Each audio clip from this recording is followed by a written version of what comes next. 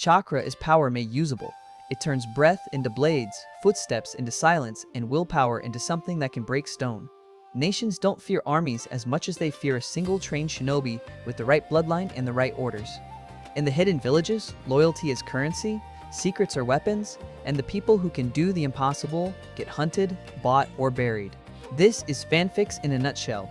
If you like cinematic what if Naruto stories, hit like, share, and subscribe because this one goes off the rails fast. Team 7 is supposed to be on a simple escort mission, a builder, a bridge, a poor country trying to stand up straight, that's all. But nothing is ever all in the ninja world. The road through the land of waves smells like wet earth and salt. The trees sweat mist. The air clings to the skin like it wants to hold you in place. The client, Tazuna, drinks like he's trying to drown his fear from the inside. Hatake Kakashi walks ahead with one lazy hand in his pocket and his eye half-lidded like this is a stroll, but he's listening. Always listening. Naruto Uzumaki is vibrating with energy, the kind that makes him loud even when he tries not to be. He's talking about how this is going to be the mission where everyone finally sees. He's not dead last, he's not the screw-up, he's going to be somebody. Uchiha Sasuke doesn't even look at him when he snorts. Haruno Sakura tells Naruto to shut up, and Naruto tells her he can't shut up because shutting up isn't his ninja way, and the whole thing is so normal it almost feels safe. That's why it works. Because the first attack hits like a lie you didn't see coming. A puddle sits on the road where there hasn't been rain in days. Kakashi clocks it instantly. Naruto doesn't. Sakura doesn't. Sasuke sees it half a heartbeat too late. Chains explode from the puddle like metal snakes. Two masked shinobi rip upward, blades flashing, bodies twisting, and the air turns into a scream of steel. Kakashi moves. He moves so fast the kids barely understand he moved at all. One moment he's in front, the next he's behind them. The next, the Demon Brothers' chain is wrapped around him like it's already won. Then Kakashi lets it happen. He takes the strike. He takes it like a teacher taking a fall to show the class what a real threat looks like. And Naruto's brain panics. Because his sensei is down. Because blood is supposed to mean death. Because he promised himself he'd never watch someone die again, and he doesn't even know where that promise came from, only that it lives inside him like a knot. Sasuke breaks first. He throws. He cuts. He moves like instinct, sharp and mean. Sakura freezes, eyes wide, because freezing is what civilians do, and a part of her is still civilian no matter what she wears on her forehead. Naruto's hands shake. Then they stop shaking. He doesn't think, he just lunges. He tackles one attacker so hard they both roll into the dirt. He feels the chain scrape his arm. He smells sweat and metal and rotten water. He throws a kunai like it's an insult. It doesn't kill. It doesn't need to. It buys time. And time is all Kakashi needs. Kakashi erupts out of the trap like a monster waking up annoyed. A blur. A crack of impact. The Demon Brothers are pinned and helpless in seconds, and Naruto is standing there with his chest heaving and his heart trying to escape through his ribs. Kakashi's gaze lands on Tazuna. Not angry. Not yet. Just cold. Because this was not a C-rank mission. Tazuna confesses like a man cornered by his own poverty. He talks about a shipping magnate, a tyrant, a man named Gatu who bought the country piece by piece and left everyone else with crumbs and fear. He talks about how he lied because nobody would have taken the mission otherwise. Kakashi listens. Then he looks at his team. And in that look, Naruto feels something settle into place. A real mission, a real danger, a real chance to prove he's not just noise. They keep going. The coastline comes into view. Gray water under gray sky. A small boat waiting to take them across to the island where the bridge rises like a skeleton. The boatman whispers warnings like the sea itself is listening. Naruto tries to laugh it off. He tries to be brave because brave is loud. But his eyes keep flicking to the fog, to the water, to the spaces between things. Kakashi tells them to stay sharp, and then the fog thickens. It doesn't drift in naturally. It rolls in like it was thrown. The air turns heavy and wet. Sound gets swallowed. Even Naruto's breathing feels muffled, like the world is putting a hand over his mouth. A voice speaks from the mist. Low, casual, like a man introducing himself at a party. It's the kind of voice that makes the hair on the back of your neck stand up because it doesn't carry hate. It carries certainty. A shape appears on the water, standing on the surface like it's solid ground. A massive sword rests on his shoulder, wrapped like an extension of his spine. Momochi Zabuza smiles with his mouth but not his eyes. Kakashi shifts. The team feels it. That tiny change in posture. That instant where a teacher becomes a soldier. Zabuza talks like he's already won. He talks about taking the client. He talks about how Kakashi's reputation doesn't matter because reputation doesn't stop a blade. He talks about the hidden mist like it's a home he left only because home got boring. Then he throws a sword. Not at Kakashi, past him. Naruto hears it first, that brutal slice through air. He turns his head and sees the blade spinning toward Tazuna like fate with an edge. Sasuke moves. He actually moves, fast, sharp, his body reacting before his pride can. He knocks Tazuna out of the way, and the sword hits a tree behind them with a sound like a door slamming shut. Zabuza is gone. Then he's there. Then he's behind Kakashi. Then there's a blade at Kakashi's throat. And Naruto understands, in a flash of terror so clean it feels like clarity, that this is what real ninja look like. Not exams, not training, not bragging. This. Kakashi counters. A substitution. A feint.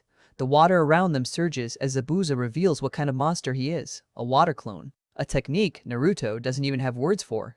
A technique that feels like the ocean itself is taking shape.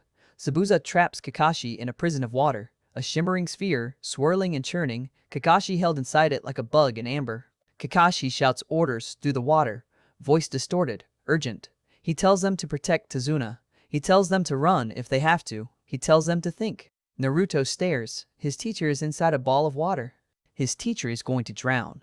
Sasuke's eyes narrow. Sakura trembles. Tazuna babbles. Naruto's mind empties. Then something fills it. A savage, stupid courage that ignores the odds because odds have never mattered to him. He makes a shadow clone. Just one. That's all he can manage without looking like an idiot. He grabs a kunai. His clone grabs a kunai. Sasuke looks at him like he's insane. Naruto doesn't care. He rushes Zabuza. It's pathetic at first. A straight line. No finesse. No plan. Zabuza doesn't even move. He watches Naruto like he's watching a bug crawl toward a boot. Naruto closes in and throws. Zabuza dodges without looking, because of course he does. But Naruto's clone throws too. A second kunai. Zabuza's arm shifts to catch it, a small adjustment. And that's when Naruto does the only thing he's ever been good at. He commits. He throws the third kunai, not to hit Zabuza, but to force Zabuza's hand to move. Zabuza's grip loosens for a fraction of a second. Naruto's real body switches with the clone midair. And suddenly, Naruto is inside Zabuza's guard. Too close, too bold, too stupid to be real. Naruto slashes. Not the man. The arm. Zabuza's grip breaks. The water prison collapses like a popped bubble. Kakashi drops to one knee, coughing water, but alive. Alive. And Naruto's heart punches his ribs again because he did that. He actually did that. For one shining second, Naruto feels like a hero. Then the air changes. Zabuza's eyes sharpen. Kakashi rises. Both men stop playing. Kakashi's headband lifts, revealing the Sharingan eye, red and spinning like a curse. The fog thickens, and the space between them turns into a killing floor. Naruto backs away, suddenly aware that he's a child standing between sharks. And yet, he's smiling. Because he did something that mattered. Kakashi and Zabuza clash. The world becomes water blades, steel arcs, and killing intent so thick it feels like pressure in Naruto's ears. Zabuza's sword swings and trees groan.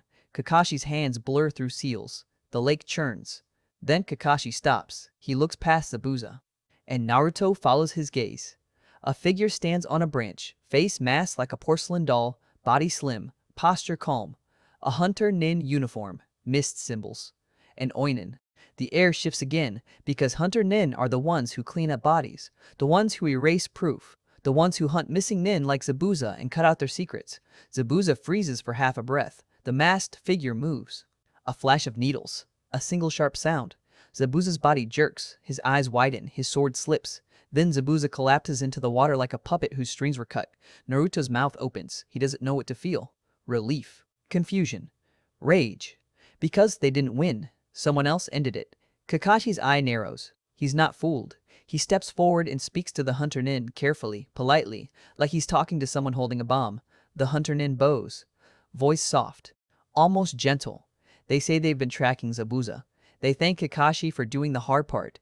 They promise to dispose of the body properly. Naruto watches the hunter nin lift Zabuza's body with ease. Too much ease. Like they've carried him before. Naruto doesn't understand what his gut is screaming. But his gut is screaming. The hunter nin vanishes into the mist with Zabuza's body, leaving ripples behind. Kakashi turns to his team. He tells them Zabuza isn't dead. Naruto's stomach drops. Kakashi explains how hunter nin work.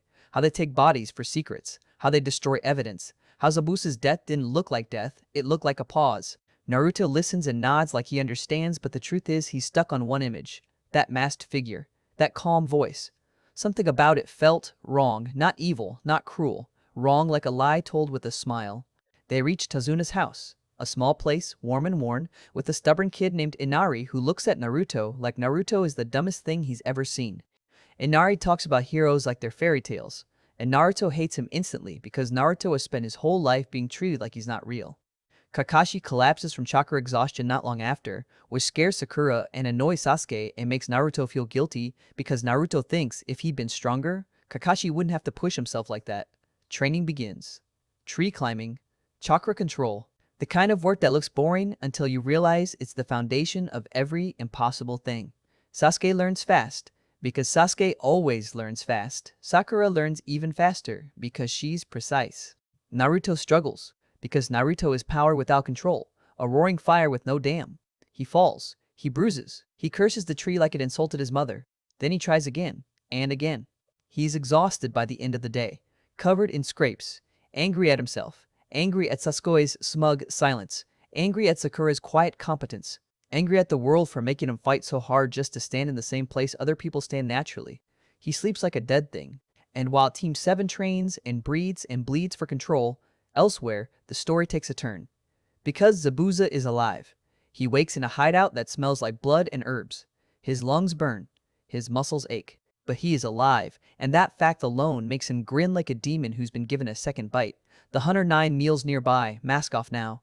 Yuki Haku looks young, but her eyes are old. Too old. The kind of eyes that have seen what happens when mercy runs out. She tells him she hit pressure points. She tells him she bought him time. She tells him they need to move, because Kakashi will come for him. Zabuza laughs, low and rough, because of course Kakashi will come. That's the game. Then his laughter dies, because someone else comes first. Gatsu arrives like a rat dressed in silk, flanked by hired muscle and arrogance. He walks into the hideout like he owns it, because he thinks money makes him untouchable. He talks to Zabuza like Zabuza is an employee who failed the delivery. He complains. He threatens. He hints that if Zabuza can't do the job, he'll find someone who can, and he says it with a smile like he's proud of his own stupidity. Zabuza's eyes narrow. Haku's hands tighten. Gatsu talks too much. He always talks too much. That's how men like him survive, by making noise so they don't have to listen to the silence behind them. Then he crosses a line. He threatens Haku. Not directly, not even with a blade. With implication, with ownership, with the tone of a man who has never had to imagine consequences. Haku moves. It's almost invisible, a blur of white, a flicker of hand, a sound like a breath being cut off. Gatsu's guards jerk, confused, as something pierces them, and they drop with soft, wet thuds. Haku doesn't look excited. She doesn't look angry in a dramatic way. She looks calm. Calm like winter. Zabuza's grin returns, because that's his weapon too. Fear. Presence. The promise of violence. Gatsu backs up, suddenly understanding that he has walked into a room where money doesn't matter. Zabuza steps forward and makes it clear, Gatsu will pay. Gatsu will stop acting like he owns monsters. Gatsu will remember his place. Gatsu leaves shaking, cursing, swearing revenge because men like him can't do humility. They only do escalation. When he's gone, the hideout exhales. Haku begins to clean, because cleaning is what she does when she's unsettled. Zabuza watches her like a predator watching a blade. He's thinking. He's always thinking. Because they can kill Gatsu, sure, they can cut their way through his mercenaries. But the problem is bigger than that. Kakashi is bigger than that. Konoha is bigger than that. And Zabuza is a missing nin, a target, a locking prize. Haku is worse. Haku is a bloodline. Haku is rare. Haku is hunted. Zabuza sits up slowly, rolling his shoulders, feeling the ache of almost dying. He looks at Haku and speaks like he's discussing weather. He says they need leverage. Haku's eyes lift, cautious. Zabuza says they need a place to go, not just to hide, to live. Haku doesn't answer. She's learned not to hope. Zabuza keeps talking. He says, Konoha could take them in if it benefits Konoha. He says Konoha doesn't do charity. It does advantage. He says the third Hokage is soft compared to the Mist's butcher politics, but soft doesn't mean stupid.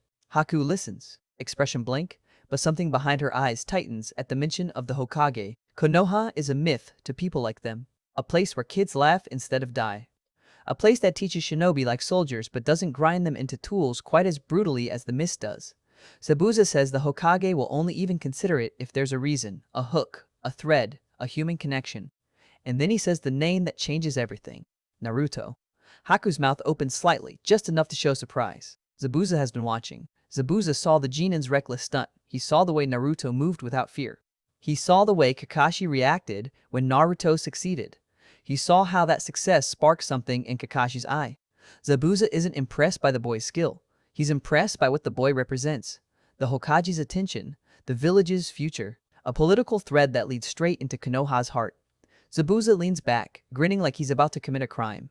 He says if Haku becomes important to Naruto, Naruto becomes important to them. Haku stares. She doesn't like where this is going. She can feel it. Zabuza says it plainly. He tells her it's time she gets herself a boyfriend. Silence. Haku's eyes narrow like a blade coming out of its sheath. Zabuza, with the casual cruelty of a man who has survived too long to care about subtlety, tells her the boyfriend is Naruto, the loud one, the stupid one, the one who looked at an assassin's trap and ran into it anyway. Haku's face flushes so fast it's almost comical. Then it hardens. She says no. Zabuza says yes. Haku says it's insane. Zabuza says insane is surviving. Haku's hands shake, and for the first time she looks like her age, like someone who has never been allowed to be normal. She looks like someone who doesn't even know what boyfriend means outside of stories.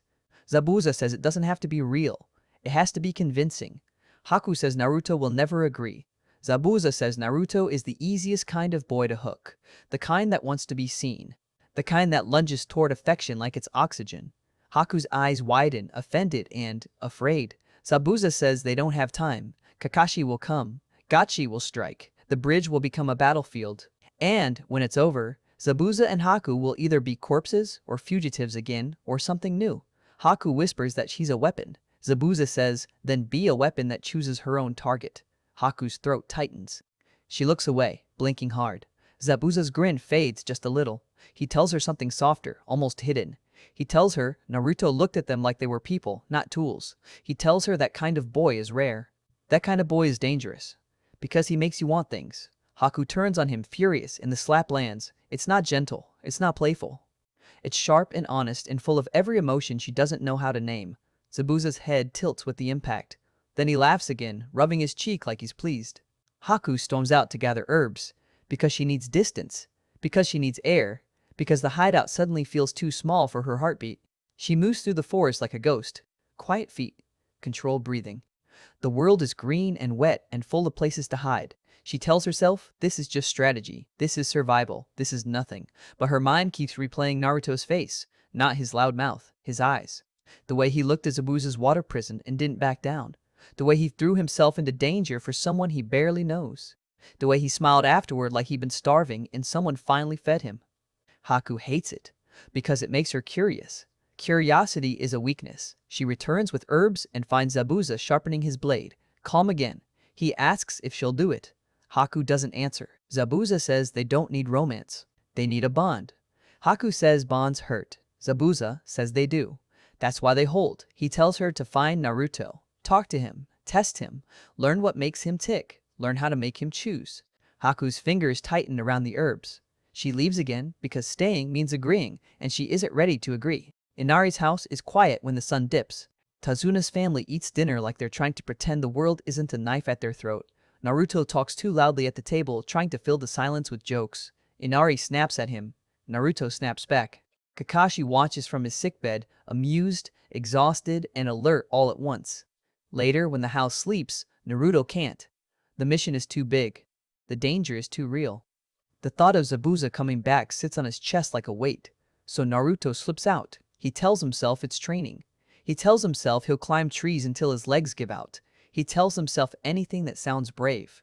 The truth is, he needs air. He wanders into a clearing where the moonlight breaks through the canopy in pale strips. The ground is soft and damp.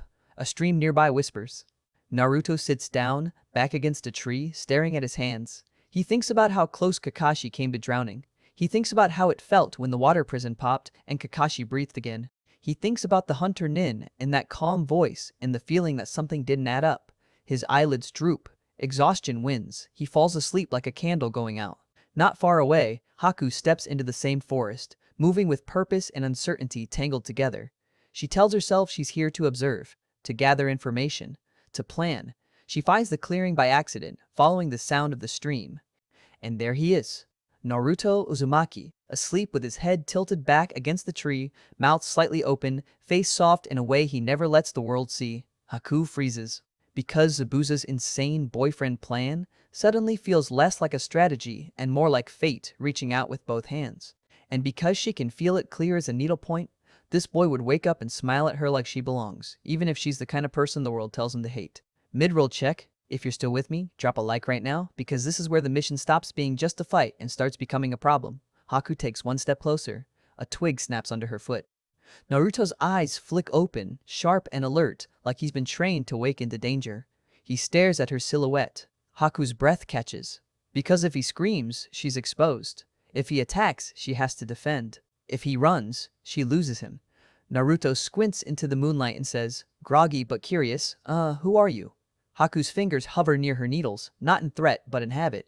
She steps forward into the light. And Naruto's expression shifts from confusion to recognition to something like disbelief, because he knows that posture, that presence, that too calm stillness. The hunter Nin. The one who took Zabuza's body. Naruto's hand slides toward his kunai. Haku's voice comes out soft, careful, almost kind. Don't shout, she says. Please. Naruto's eyes narrow. Why shouldn't I? Haku looks at him, really looks, and the answer forms in her chest like a bruise. Because if he shouts, this whole story becomes a bloodbath. Because if he doesn't, everything changes. She inhales, and she tells him the smallest truth first, like testing ice before stepping onto it. Because I didn't come here to kill you, she says. Naruto doesn't lower his hand, but he doesn't shout. And in the quiet between them, the next move hangs in the air like a blade waiting to fall. Haku steps into the herb clearing with her guard up and her hand already hovering near her senbon, because the air doesn't just smell like mint and jasmine. It smells like sweat, like someone has been here for hours, throwing steel, dragging wire, tearing up earth, and somehow never once clipping the delicate plants she came to harvest. Then she hears it. A mumble, warm and stupid and soft, like a prayer to comfort food. Ayame-chan, more ramen. Date bayo. She rounds the tree and freezes. Uzumaki Naruto is slumped against the trunk like he got punched by sleep itself. Drool shines on the whisker marks along his cheeks. His orange jumpsuit is scuffed and damp. His forehead protector is still on, crooked but stubborn. Even unconscious, he looks like he fought the forest and refused to lose. And the cruelest part is how harmless he looks right now. Zabuza's voice echoes in her head from the night before, gravelly, smug, too pleased with himself. Get yourself a boyfriend. She still wants to slap him again. Haku exhales slowly, the tension draining out of her shoulders 1 inch at a time. She kneels beside Naruto and, against every rule she's ever lived by, she reaches out and gently shakes his shoulder. You'll catch a cold if you sleep out here. Naruto groans like he's been dragged out of heaven. His eyes crack open, unfocused, and then they lock onto her face. Chocolate brown eyes, soft features, dark hair like a curtain. A smile that doesn't look like a weapon. His mouth moves before his brain shows up. Beautiful. Haku actually blinks. Heat crawls up her cheeks. She covers her mouth, half giggle, half shock. Ara, thank you for the compliment, Shinobi-san. That word, Shinobi-san, finally wakes him properly. Naruto's eyes sharpen. Suspicion flares, the way it always does in kids who grew up needing it. How do you know I'm a shinobi? Haku doesn't answer with a lecture.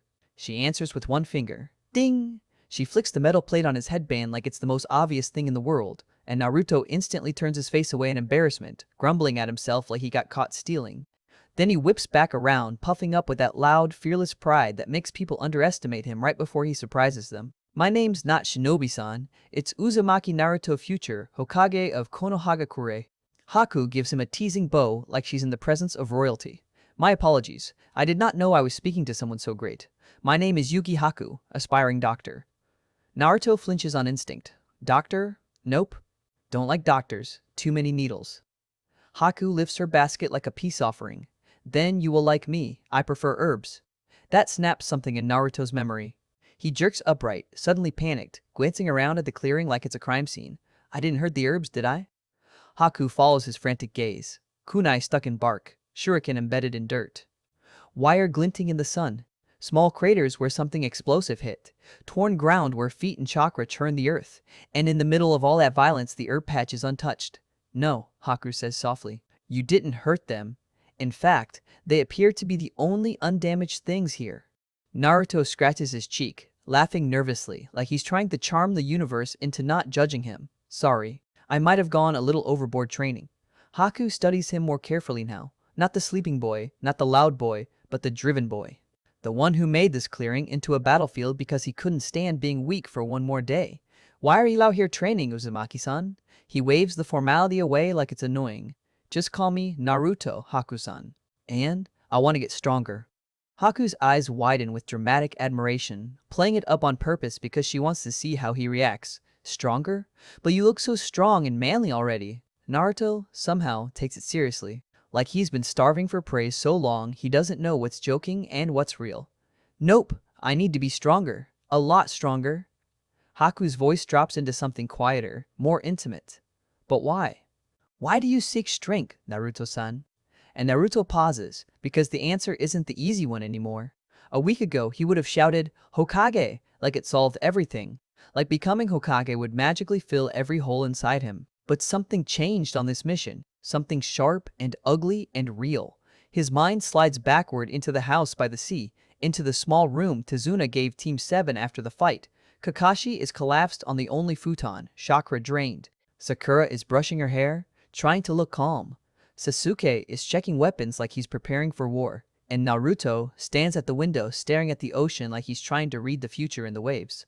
Kakashi stares at the ceiling, but his voice finds Naruto anyway. Naruto, come here. Naruto kneels by the futon. Kakashi gives him that lazy eye smile, but the seriousness underneath it is new. I want to thank you. And Sasuke as well. Your plan, forcing Zabuza to release me, it was ingenious. Naruto rubs the back of his head, bashful, trying to pretend compliments don't hit him like punches. I had to do something. And you always say, those who break the rules are trash, but those who abandon their comrades are worse than trash. Kakashi's eye narrows. Then answer me this, why didn't you have a shadow clone transform into the shuriken instead? Why did you have the real you thrown? Do you understand how close you came to dying? Naruto's grin falters, sweat prickles. He doesn't have a clever answer because the truth is simple. I didn't think that far ahead. Kakashi exhales, and the disappointment Naruto expects doesn't come.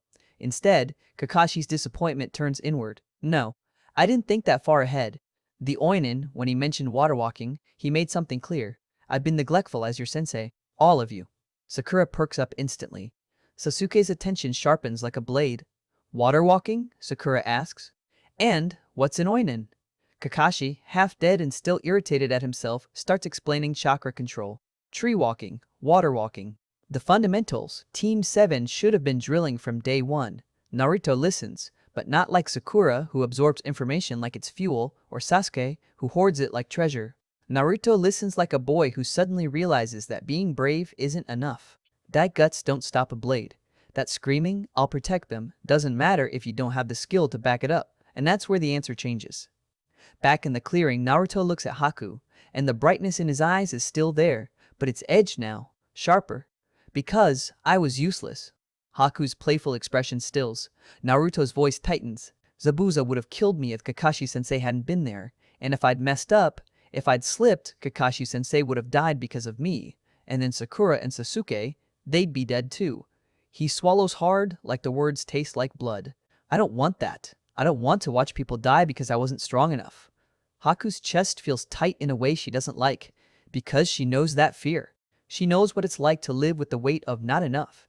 And she also knows the man she serves, the man she loves as family, is planning something that will put this boy right in the path of a storm. Zabuza, injured, furious, lying in bed with bandages and pride held together by hate. Getsu's visit flashes through her memory like poison. The little moguls swaggering into their hideout with bodyguards and cheap arrogance, mocking Zabuza for being laid out, laughing like shinobi are just hired knives. Zabuza's killing intent flooding the room like cold water. Then Gato reaching for Zabuza's sheets, and Haku snapping his wrist like it's nothing, voice calm enough to freeze a river. You will not touch Zabuza-sama. She remembers Waraji and Zori moving and then stopping because she's already there, swords in her hands, blades at their throats, fast enough that their brains can't keep up. Fast, fast. She remembers Zabuza demanding triple pay because Kakashi was involved. She remembers Gato spitting fury and fear and still setting the deadline. 2 weeks. And she remembers the real point. The thing Zabuza didn't say out loud, but both of them felt. They are trapped, hurt, outnumbered, and if they don't find a way out, Gato will bury them. Which is why Zabuza turned to her with that awful grin and said the thing he thought was clever. Get yourself a boyfriend. Get the Hokage's favorite boy on our side. Get sanctuary. Haku looks at Naruto now. the boy staring at her with raw sincerity, and something inside her twists because he's not a hostage in front of her. He's a person. A loud, lonely, stubborn person who would throw himself at a demon with a sword just to save his teacher. Haku forces her smile back into place, gentler this time. Then you are already stronger than you think, she says. Because you can admit fear without letting it control you. Naruto blinks, thrown off by that. Then, inevitably, he brightens again because he can't stay heavy for long. So, why are you here, Haku-san? Getting herbs, right? Haku lifts the basket. Yes, for a patient. Naruto leans forward, instantly curious. What happened to him? Haku hesitates, just a fraction. Then she chooses the safest lie. He got into a scrap. Naruto's eyes narrow. A scrap that needs herbs like this? That's not a scrap, that's a fight. Haku gives a small, helpless smile like she's caught. This isn't the first time. Naruto stands up fully now, energy returning, suspicion mixing with protectiveness in a way that's almost comical. What does he do? Private security. Naruto doesn't like that answer at all, and Haku can see it on his face. He doesn't know her, but he already cares what happens to her. It's written in every inch of his posture. How long have you known him? He's been my guardian for 8 years, Haku says, and the word guardian is true enough to not feel like a lie. Naruto's expression softens, like the idea of someone protecting Haku makes him relax. Haku watches him, then takes a risk. I told him about you. Naruto freezes. You did? Haku nods, and she lets a little warmth into her voice that isn't acting. I told him I met a sweet ninja boy, with very bright blue eyes. Naruto's cheeks turn red so fast it's almost impressive. And he wants to meet you, Haku continues, folding her hands together in front of her face with a pleading look that could melt steel. Please? It would mean the world to me. Naruto doesn't last a second. Sure. Anything for you, Haku-chan. He says it like it's the easiest promise in the world. And that's when Haku feels it. Real fear, sudden and sharp, because the plan is moving now. The moment is real now. And Naruto's sure isn't strategy, it's trust. Midway back toward the road, Haku hooks her arm through his, fingers threading with his like it's natural. Naruto's hand is warm, hers is cool. He rubs his thumb over her knuckles without thinking, like his body already decided she's safe. I'm so glad, Haku says quietly. Just remember, he wants to meet you, not hurt you. Naruto grins, bold and cocky like always. I can handle a bodyguard, Haku-chan.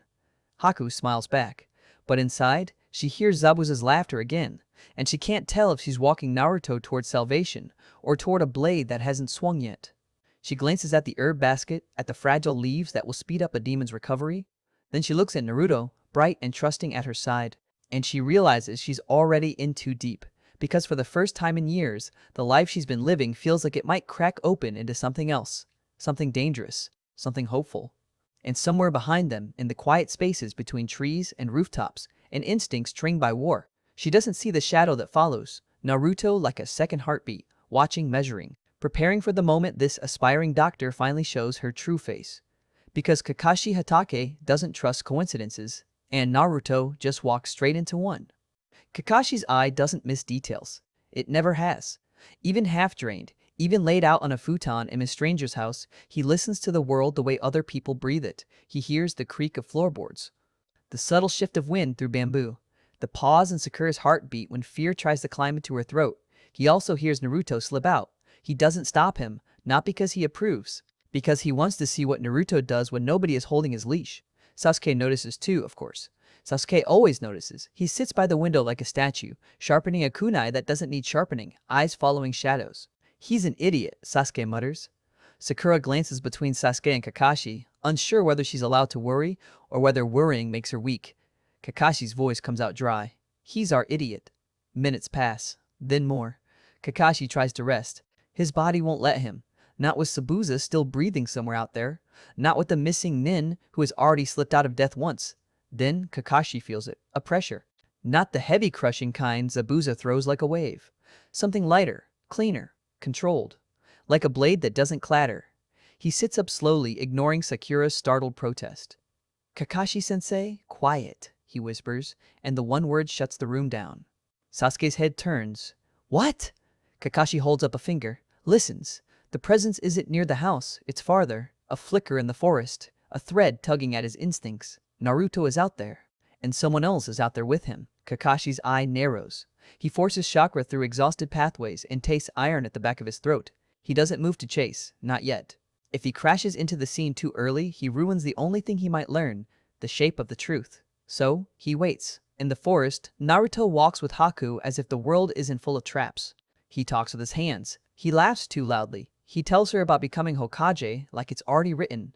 He tells her about his team, about how Sasuke is a jerk but kinda cool, and Sakura is annoying but also strong, and Kakashi is weird but the best sensei ever. Haku listens with that soft smile that looks harmless. But her eyes keep tracking the edges of the trees. She's not relaxed. Not really. Naruto notices eventually because Naruto's instincts are messy but real. Hey, he says, slowing down. You okay? Haku's smile wavers for a breath. Yes, she says. I'm just not used to walking openly. Naruto frowns. Why not? Haku's voice stays gentle. Some people do not like me. Naruto doesn't accept that. He never has. That's dumb, he snaps. If they don't like you, they're dumb. Haku's breath catches. It's such a simple statement, such an impossible one. No conditions, no bargaining, no price.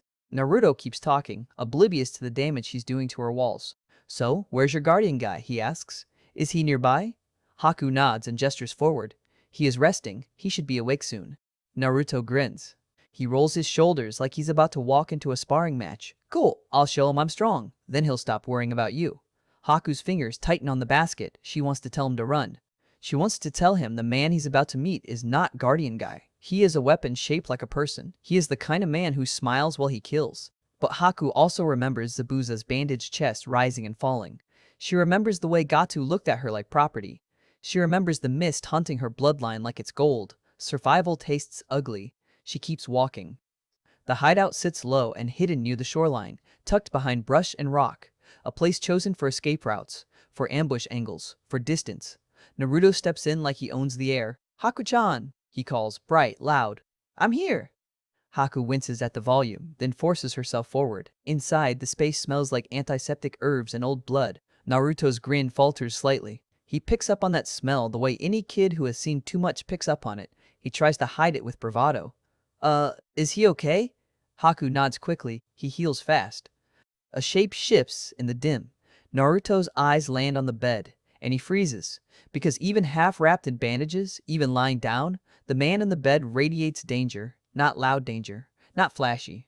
The kind that sits still because it knows it can explode whenever it wants. Zabuza's eyes open, and Naruto recognizes him immediately. That massive sword isn't in his hand right now, but it might as well be because the memory of it still cuts. Naruto's hand drops to his kunai without even thinking. Haku steps between them, voice tight. Zabuza-sama, this is Naruto. Zabuza's lips curl. So you came. Naruto's mouth opens. For once, he doesn't have a smart comeback. His heartbeat thunders in his ears. Naruto starts. A problem, Zabuza finishes, and the grin widens. But you already knew that. Naruto's gaze starts to Haku. Confusion. Betrayal. Then something softer because she looks scared. Not scared of Naruto, scared of what happens next. Naruto's anger stutters. Haku, you said your guardian was a private security guy, he says, voice low now. Haku doesn't answer. Zabuza answers for her, amused. Private security, he repeats like it's a joke. Sure, that's one way to say assassin. Naruto's face burns. So you lied. Haku's shoulders pull inward like she's bracing for impact. I'm sorry. Naruto's hands clench. And Zabuza watches, eyes sharp, because this moment matters. If Naruto explodes, if he attacks, if he runs, the plan changes. The leverage changes. Naruto breathes through his teeth. Then he does something that surprises all of them. He lowers his kunai, not because he's safe, because he's making a choice. Are you gonna kill me? Naruto asks, staring straight at Zabuza. Zabuza's grin slows. Not today. Why? Zabuza's eyes flick toward Haku for half a heartbeat. Because you're useful, he says bluntly, and because she asked. Haku flinches. Naruto's gaze snaps to her. You asked him not to kill me? Haku nods once, small. Naruto's chest tightens. He should be furious. He should call her a traitor. He should storm out. But she looks like someone standing on thin ice. Naruto steps forward anyway, stopping just short of her. Why would you do that? He whispers. Haku's voice comes out thin. Because you were kind. Naruto blinks. That's it? Haku's eyes shine, furious at herself for letting emotion show. That's enough, she says. Zabuza laughs quietly, like he's watching two kids argue over a blade. Naruto's voice rises again, anger returning to give him spine. You tried to kill my sensei? Zabuza shrugs, unbothered. It was a mission. Naruto points at him. And you're gonna try again? Zabuza's grin returns. Probably. Naruto's fists shake. Haku steps in again, fast. Zabuza-sama, she says, warning in her tone. Zabuza sighs like a bored teacher. Fine. We'll be honest, since we're doing this now. He shifts in bed, wincing as the movement pulls at wounds. Yes, we'll fight again. I have to. Gatsu's money is ugly, but it's still money. And you, he gestures lazily at Naruto, are still in my way. Naruto's teeth grit. Then why are we talking? Zabuza's eyes sharpen. Because you're the bridge, he says, and the words land heavier than Naruto expects. Naruto's brow furrows. What bridge? Zabuza leans back, voice low and sure. You know the Hokage. Naruto's confusion deepens. Everyone knows the Hokage. He's the Hokage. Zabuza's grin is almost fond, like Naruto is adorable in his stupidity. You're not everyone. You're the one he watches, the one he talks about, the one he keeps alive even when the village spits on you. Naruto goes still. That hits too close, too true, too personal for an enemy to know. Naruto's voice drops. How do you know that? Zabuza's gaze flicks to Haku again. She listens, he says. Haku's hands clench at her sides. Naruto looks at Haku like he's seeing her for the first time. You've been spying on me? Haku's voice trembles. I didn't mean to. I needed to know. Naruto stares. Then he exhales hard. Okay, so what? You want me to, what? Ask the Hokage to forgive you? Zabuza nods once. Sanctuary, he says. Safe passage. A deal. Naruto scoffs, anger flaring. You're a missing nin. You're a murderer. Zabuza's smile doesn't move. And you're a kid who thinks the world works on deserve. It doesn't. Naruto steps closer, eyes blazing. It should. Zabuza's voice turns cold. It won't. The air tightens. Haku shifts, ready to move if Zabuza moves. Naruto's hands curl into fists. Then, before Naruto can say something that gets him killed, a new voice cuts through from the doorway. Zabuza-sama. Everyone turns. One of Gato's men stands there, nervous, sweating, holding himself like he expects to be punished just for existing in this room. He swallows. Gato says the timeline's moved up. He wants the bridge builder dead sooner. Zabuza's eyes narrow. Why? The man licks his lips. He heard. Konoha shinobi are guarding the site. He's afraid the bridge will be finished. Zabuza's jaw tightens. The wound in his chest isn't the problem right now. The problem is time. Zabuza flicks his gaze toward Naruto. Naruto feels it. The shift, like he just got pulled closer to the edge of a cliff. Zabuza's voice becomes almost conversational. See? That's the world. I don't have time for your feelings, kid. Naruto's breath catches. Haku steps forward quickly. Zabuza-sama, you can't go in this condition. Zabuza's grin flashes. I can always go? The messenger flinches. Zabuza looks at him like prey. Tell Gato, Zabuza says, voice mild, that if he wants the bridge builder dead sooner, he'll pay more. And if he doesn't like that, I'll cut his arms off and make him sign the check with his teeth. The messenger bolts. Naruto stares, stunned, because the man talks about violence like it's math. Haku's eyes flick back to Naruto. There's desperation there now. Because the fight is coming, and Naruto is not supposed to be here for this. Zabuza shifts again, grimacing, then looks straight at Naruto. You can leave, he says. Run back to your sensei. Tell him I'm alive. His grin sharpens. He already knows anyway. Naruto's throat tightens. You're going to attack Tazuna. Zabuza nods. Today, tomorrow, next week. Doesn't matter. He dies unless you stop me. Naruto takes a step forward, rage and fear mixing. I will stop you. Zabuza's eyes gleam. Good. Haku moves suddenly, standing in Naruto's path. Her voice is soft but urgent. Please, she whispers, go. If you stay, he'll test you, and you'll get hurt.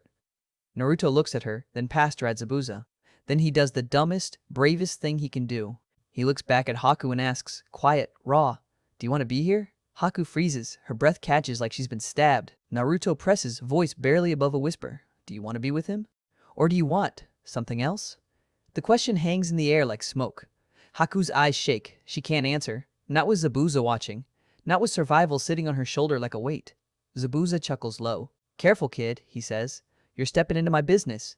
Naruto's jaw tightens. Yeah, Naruto says, voice hard. Maybe I am.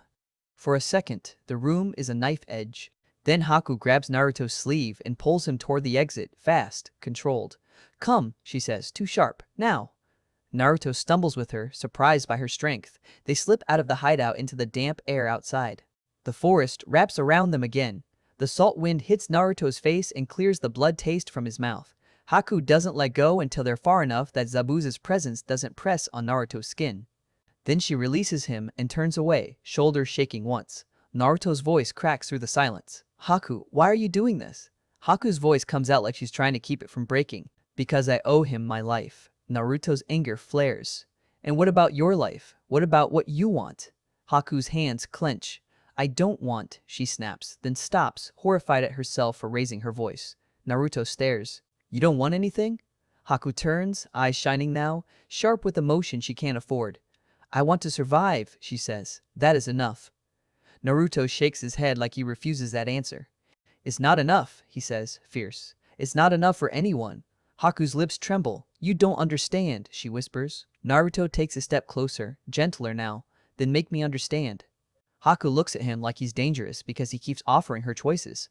The world never offered choices. It offered orders. It offered fear. It offered blades. Naruto offers a hand. Haku swallows hard. I can't, she says. Naruto's hand stays out. You can, he insists, stubborn as a curse. Haku stares at his hand like it's a miracle she's not allowed to touch. Then she steps back. I have to go, she says quickly. Before he notices, I'm gone too long. Naruto reaches out, catching her wrist lightly. Haku, he says, voice low. You don't have to fight us. Haku flinches. I do, she whispers. Please don't make it harder. Naruto's grip loosens. Haku pulls free, but before she can vanish, Naruto blurts out the thing he's been holding back. You saved my sensei, he says. Back on the lake. You did. You didn't have to. Haku freezes. Naruto's voice softens. Why? Haku doesn't turn around. Because if she turns around, she might crumble. I wanted to, she says, barely audible. Just once, I wanted to do something that wasn't ordered. Then she vanishes into the trees, movement silent, leaving Naruto standing there with his heart pounding like he just survived something worse than a fight. Naruto runs back to Tazuna's house like the ground is on fire. He bursts through the door, breathless, eyes wild, and Sakura jumps up in alarm. Naruto, she hisses. Where were you? Kakashi-sensei, Naruto snaps, ignoring her, staring straight at the futon. Kakashi is already sitting up, eye calm, like he's been waiting for this exact moment. Naruto swallows. I found them, he says. Zabuza's alive. Kakashi nods once. I know. Naruto's mouth opens, furious. Then why didn't you stop me from going out there? Kakashi's gaze holds him steady. Because I needed to know what you would do, Kakashi says, and because you came back alive. That tells me something. Naruto's fists clench. He knows about the Hokage, Naruto blurts, and the words spill out fast now.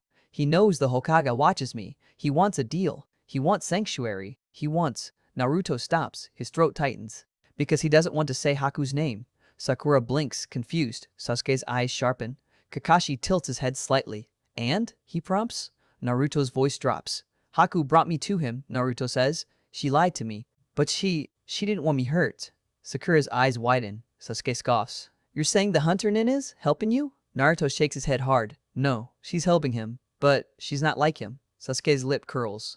She's a killer. Naruto snaps back instantly. So is Kakashi-sensei. Silence slams into the room. Sakura's breath catches. Sasuke's eyes flare with anger. Kakashi's eye narrows, but not in offense. In warning, Naruto realizes what he just said and swallows, but he doesn't take it back. Kakashi speaks quietly. Sasuke, Sakura, listen carefully. Zabuza will return, soon. He will target Tazuna at the bridge. He will likely bring the hunter nin with him. Kakashi's gaze lands on Naruto. And Naruto, you don't get to decide she is different until she proves it without you asking. Naruto's jaw tightens. But she... Kakashi cuts him off. You're attached, Kakashi says, blunt and precise. That makes you vulnerable. Naruto flinches like the word is a strike. Sakura watches Naruto with new uncertainty. Sasuke's stare turns colder. Kakashi continues, voice steady. We train. We prepare. We do not chase. We do not improvise. Understood? Naruto's mouth twists. He hates being told no.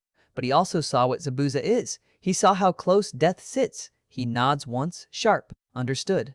Training becomes obsession. The next morning, Kakashi takes them to the trees again, but this time, there's no patience in it. There's urgency. The kind of urgency that tells Naruto the next fight won't be a test. It will be a funeral if they fail. Sasuke climbs like he's trying to outrun his own limits. Sakura climbs like she's proving she belongs. Naruto falls and falls and falls until his hands bleed. He keeps going. Because in his head, he sees Haku's eyes shining in the forest. He sees her wrist in his hand. He hears her whisper, please, don't make it harder. And every time Naruto slips, every time he hits the dirt, he hears another voice too. Zabuza's voice. You're useful. Naruto refuses to be useful to an enemy. He will be strong enough to choose what happens next. On the third day, Kakashi finally nods when Naruto holds his footing high on the trunk, sweat dripping, breath shaking but stable. Good, Kakashi says. Now we move to the bridge. The bridge site is chaos. Workers hammer. Dust rises. The sea wind cuts through everything. Tazuna barks orders with a desperate kind of pride. Inari watches with fear in his eyes that he tries to hide with scowls. Naruto stands at the edge of the bridge, staring out into the mist rolling across the water. It's the same kind of mist as before. It feels like a countdown. Kakashi assigns positions. Sakura stays near Tazuna. Sasuke watches the tree line. Naruto patrols the outer perimeter, restless, like a dog straining at the leash. Hours crawl. Then the air changes. It happens so subtly the workers don't notice. But Team 7 does. Kakashi does. The mist thickens. Sound dulls. The world narrows into breath and heartbeat. Naruto's spine prickles. A presence slides across the bridge like a cold hand. And then, from the fog, a voice drifts out. Calm, amused, certain.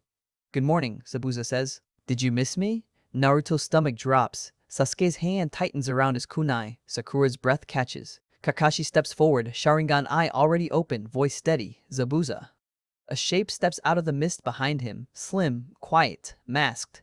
The hunter, Nin. Haku. Naruto's throat tightens. Haku's mask faces him, unreadable, but Naruto can feel her gaze through it like a needlepoint. Zabuza lifts his sword onto his shoulder like a familiar greeting. Let's finish our conversation, he says.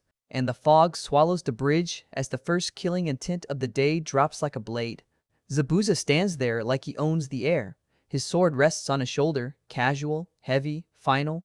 The workers on the bridge freeze mid-swing, hammers hanging in the air, eyes wide as they feel something they can't name. Predator pressure, the instinct that says run even if you don't know why. Tazuna's hands shake on his tools. Inari's face goes pale. Sakura steps in front of Tazuna without thinking, knees bent, kunai up, trying to look bigger than she feels. Sasuke slides sideways, placing himself between Naruto and the mist, eyes narrowed into slits as if he can cut the fog apart with sheer will. Kakashi breathes once, slow and controlled. Sharingan eye turning, reading, measuring, already calculating the angles of death. Naruto doesn't move. Not because he's frozen, because his whole body is trying to sprint forward, and his mind is screaming at him to hold position. Behind Zabuza, the hunter Nin mask faces the bridge. White porcelain, dark markings, empty eyes. Haku. Naruto feels the name like heat in his chest and ice in his stomach at the same time. Zabuza's voice rolls across the planks. You look healthier, he says to Kakashi. I was worried I drowned the great copy ninja. Kakashi doesn't rise to it. I'm surprised you're here, Kakashi replies. Given you ran away last time. Zabuza chuckles. Ran away, he repeats, amused. Sure, if it helps you sleep, call it that. His gaze shifts, landing on Naruto like a hook. Hello again, kid. Naruto's jaw tightens. Don't call me kid, Naruto snaps. Zabuza's grin widens. Oh? You grew up in 3 days? Naruto steps forward one pace before Kakashi's hand snaps out, catching Naruto's shoulder hard enough to stop him. Kakashi doesn't look back. Stay behind me, Kakashi says. Naruto bristles. He hates that sentence. He hates that it makes sense. Zabuza's eyes flick to Kakashi's hand, then to Naruto. You're on a leash, Zabuza says, voice almost approving. Good. Leashes keep pets alive. Naruto's face flares with anger. I'm not. Kakashi's grip tightens for a fraction of a second, warning. Zabuza rolls his neck like he's warming up. Let's talk business, he says, hand over the bridge builder. Tazuna flinches behind Sakura. Kakashi's voice stays flat. No. Zabuza sighs like he expected that. Then we do the dance. He shifts his stance.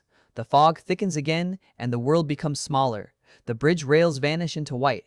The ocean below turns into a muffled roar. Even sound feels like it has to fight to exist. Zabuza's killing intent hits. It isn't just a feeling, it's a weapon. It presses into lungs. It makes the back of Naruto's throat taste metallic. It makes Sakura's breath hitch. It makes the workers stumble backward like drunk men. Inari drops his hammer. Naruto's hands shake. Then he remembers Haku's voice in the forest. Soft, careful, please. He forces his hands still. Kakashi moves first.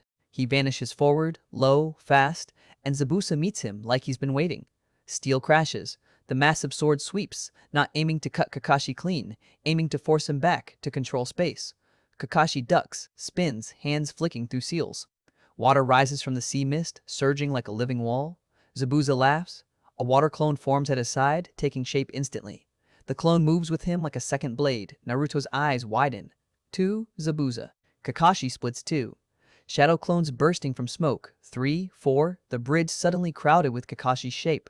Sasuke clicks his tongue, annoyed at being outclassed. Sakura tightens her grip and whispers, "Stay close," to Tazuna, voice shaky but firm. Naruto's gaze keeps darting to the masked figure behind Zabuza. Haku hasn't moved. She stands in the fog like a statue, like a witness, like an executioner waiting for the signal. Zabuza and Kakashi crash again. Water splashes. Sword sparks. The bridge shudders under the force of bodies moving too fast for civilians to understand. Then Zabuza breaks the rhythm on purpose. He throws his sword low, not to kill, to distract. Kakashi shifts to avoid it, and Zabuza's real hand flashes forward. Water closes around Kakashi again. The water prison. Kakashi's body locks inside the sphere, face tightening, breath instantly stolen by the spinning current. Naruto's heart drops. Not again. The clones of Kakashi slam into the prison, trying to break it, but they dissolve under Zabuza's pressure like they're made of paper. Zabuza grins, holding the prison with one arm like it costs him nothing. "You fell for it twice," he says, almost disappointed. "I expected more." Inside the prison, Kakashi's eye locks onto his team. His voice comes out distorted through water. "Protect Tazuna. Naruto, Sasuke, don't engage him directly. Find an opening." Naruto's blood ignites. He's back on the lake, back in that moment where he threw himself like a weapon, back in the terror that Kakashi will die and it will be Naruto's fault. He makes a shadow clone instantly. Sasuke grabs his arm, yanking him back. "Don't," Sasuke snaps. "You'll die." Naruto jerks, furious. "You got a better plan?" Sasuke's eyes flare. "Yes." Naruto blinks. Sasuke doesn't say yes often. Sasuke points toward the fog. "Her," Sasuke says. "The hunter Nin. If we take her out, we remove his advantage." Naruto's stomach twists. Take her out. Kill her. He hates that his mind flashes to Haku's face in the clearing, smiling, teasing him, calling him Shinobi-san. He hates even more that the mask makes it easier to treat her like a target. Sasuke moves without waiting for Naruto's permission. He throws 2 shuriken into the fog, forcing space, then dashes left, low, fast, aiming straight for the masked figure. Naruto's body reacts before his thoughts do. He goes after Sasuke. Because he can't let Sasuke kill her. Because he can't let her kill Sasuke. Because everything is wrong and he doesn't know how to fix it except by being there. Sakura sees them move and shouts, "Naruto, Sasuke, stay." Too late. The fog swallows them. The bridge becomes a maze of white. Naruto hears Sasuke's footsteps, then loses the rhythm. He pivots, scanning, trying to see through mist at each sight. A sound snaps in front of him. Senbon. Tiny needles, slicing air. Naruto jerks back, and one needle grazes his cheek, just a kiss of pain, drawing a thin line of blood. He freezes. The mask appears in front of him, silent, close. Haku. Naruto's hands lift instinctively, kunai up. "Stop," Naruto blurts. The mask tilts slightly. Haku's voice comes through the porcelain, muffled, calm. "Go back," she says. "You shouldn't be here." Naruto's chest tightens at the sound. "Haku," he says, and the name feels dangerous. The mask doesn't react. Naruto steps forward 1 pace, lowering his kunai a fraction. "You don't have to do this," he says. "You told me you didn't come to kill me." "I didn't," Haku replies. "Not then." Naruto flinches. "What changed?" A pause. "Time," Haku says softly, "and orders." Naruto's throat burns. "I'm not your enemy," Naruto says. Haku's voice stays even. "On this bridge, you are." Naruto shakes his head hard like he can shake the reality loose. "Zabuza is using you," Naruto says. "He's using you like a tool."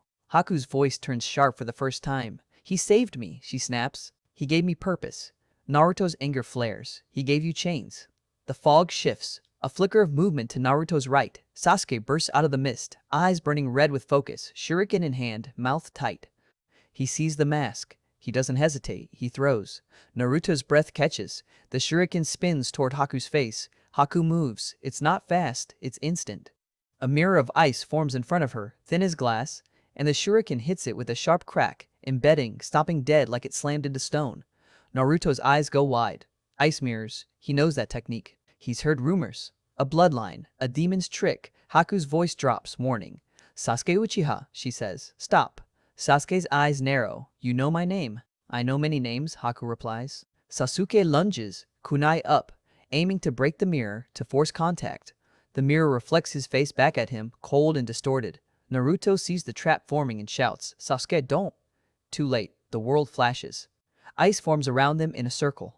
Mirror after mirror, tall and smooth, a prison made of winter. Naruto stumbles back, head whipping, realizing they're enclosed. A dome of death. Sasuke curses under his breath. Naruto slams a kunai into one mirror. It barely scratches. Haku's masked face appears inside one of the mirrors, reflected like a ghost. Her voice echoes, layered, everywhere. "This ends quickly if you stop struggling," she says. Sasuke snarls. "Coward," he spits. "Fight me without tricks." Haku's voice stays calm. "Tricks are how you survive." Naruto's mind races. Outside the mirror prison, Kakashi is drowning. And inside, Haku is about to shred them with needles. Naruto makes shadow clones, 3, 4, filling the cramped space with orange bodies. He sends them charging at different mirrors, trying to break out, trying to find a weak spot. Haku moves. Senbon appear from nowhere, needle after needle, striking clones in precise points, popping them into smoke with soft thuds. Naruto feels the pattern. She's not spraying, she's choosing, she's efficient.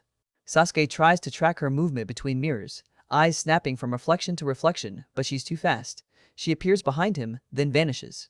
Needles strike the air near his face, warning shots that prove she could have hit his eyes if she wanted. Naruto shouts, "Why are you holding back?" Haku's voice comes softer, almost sad.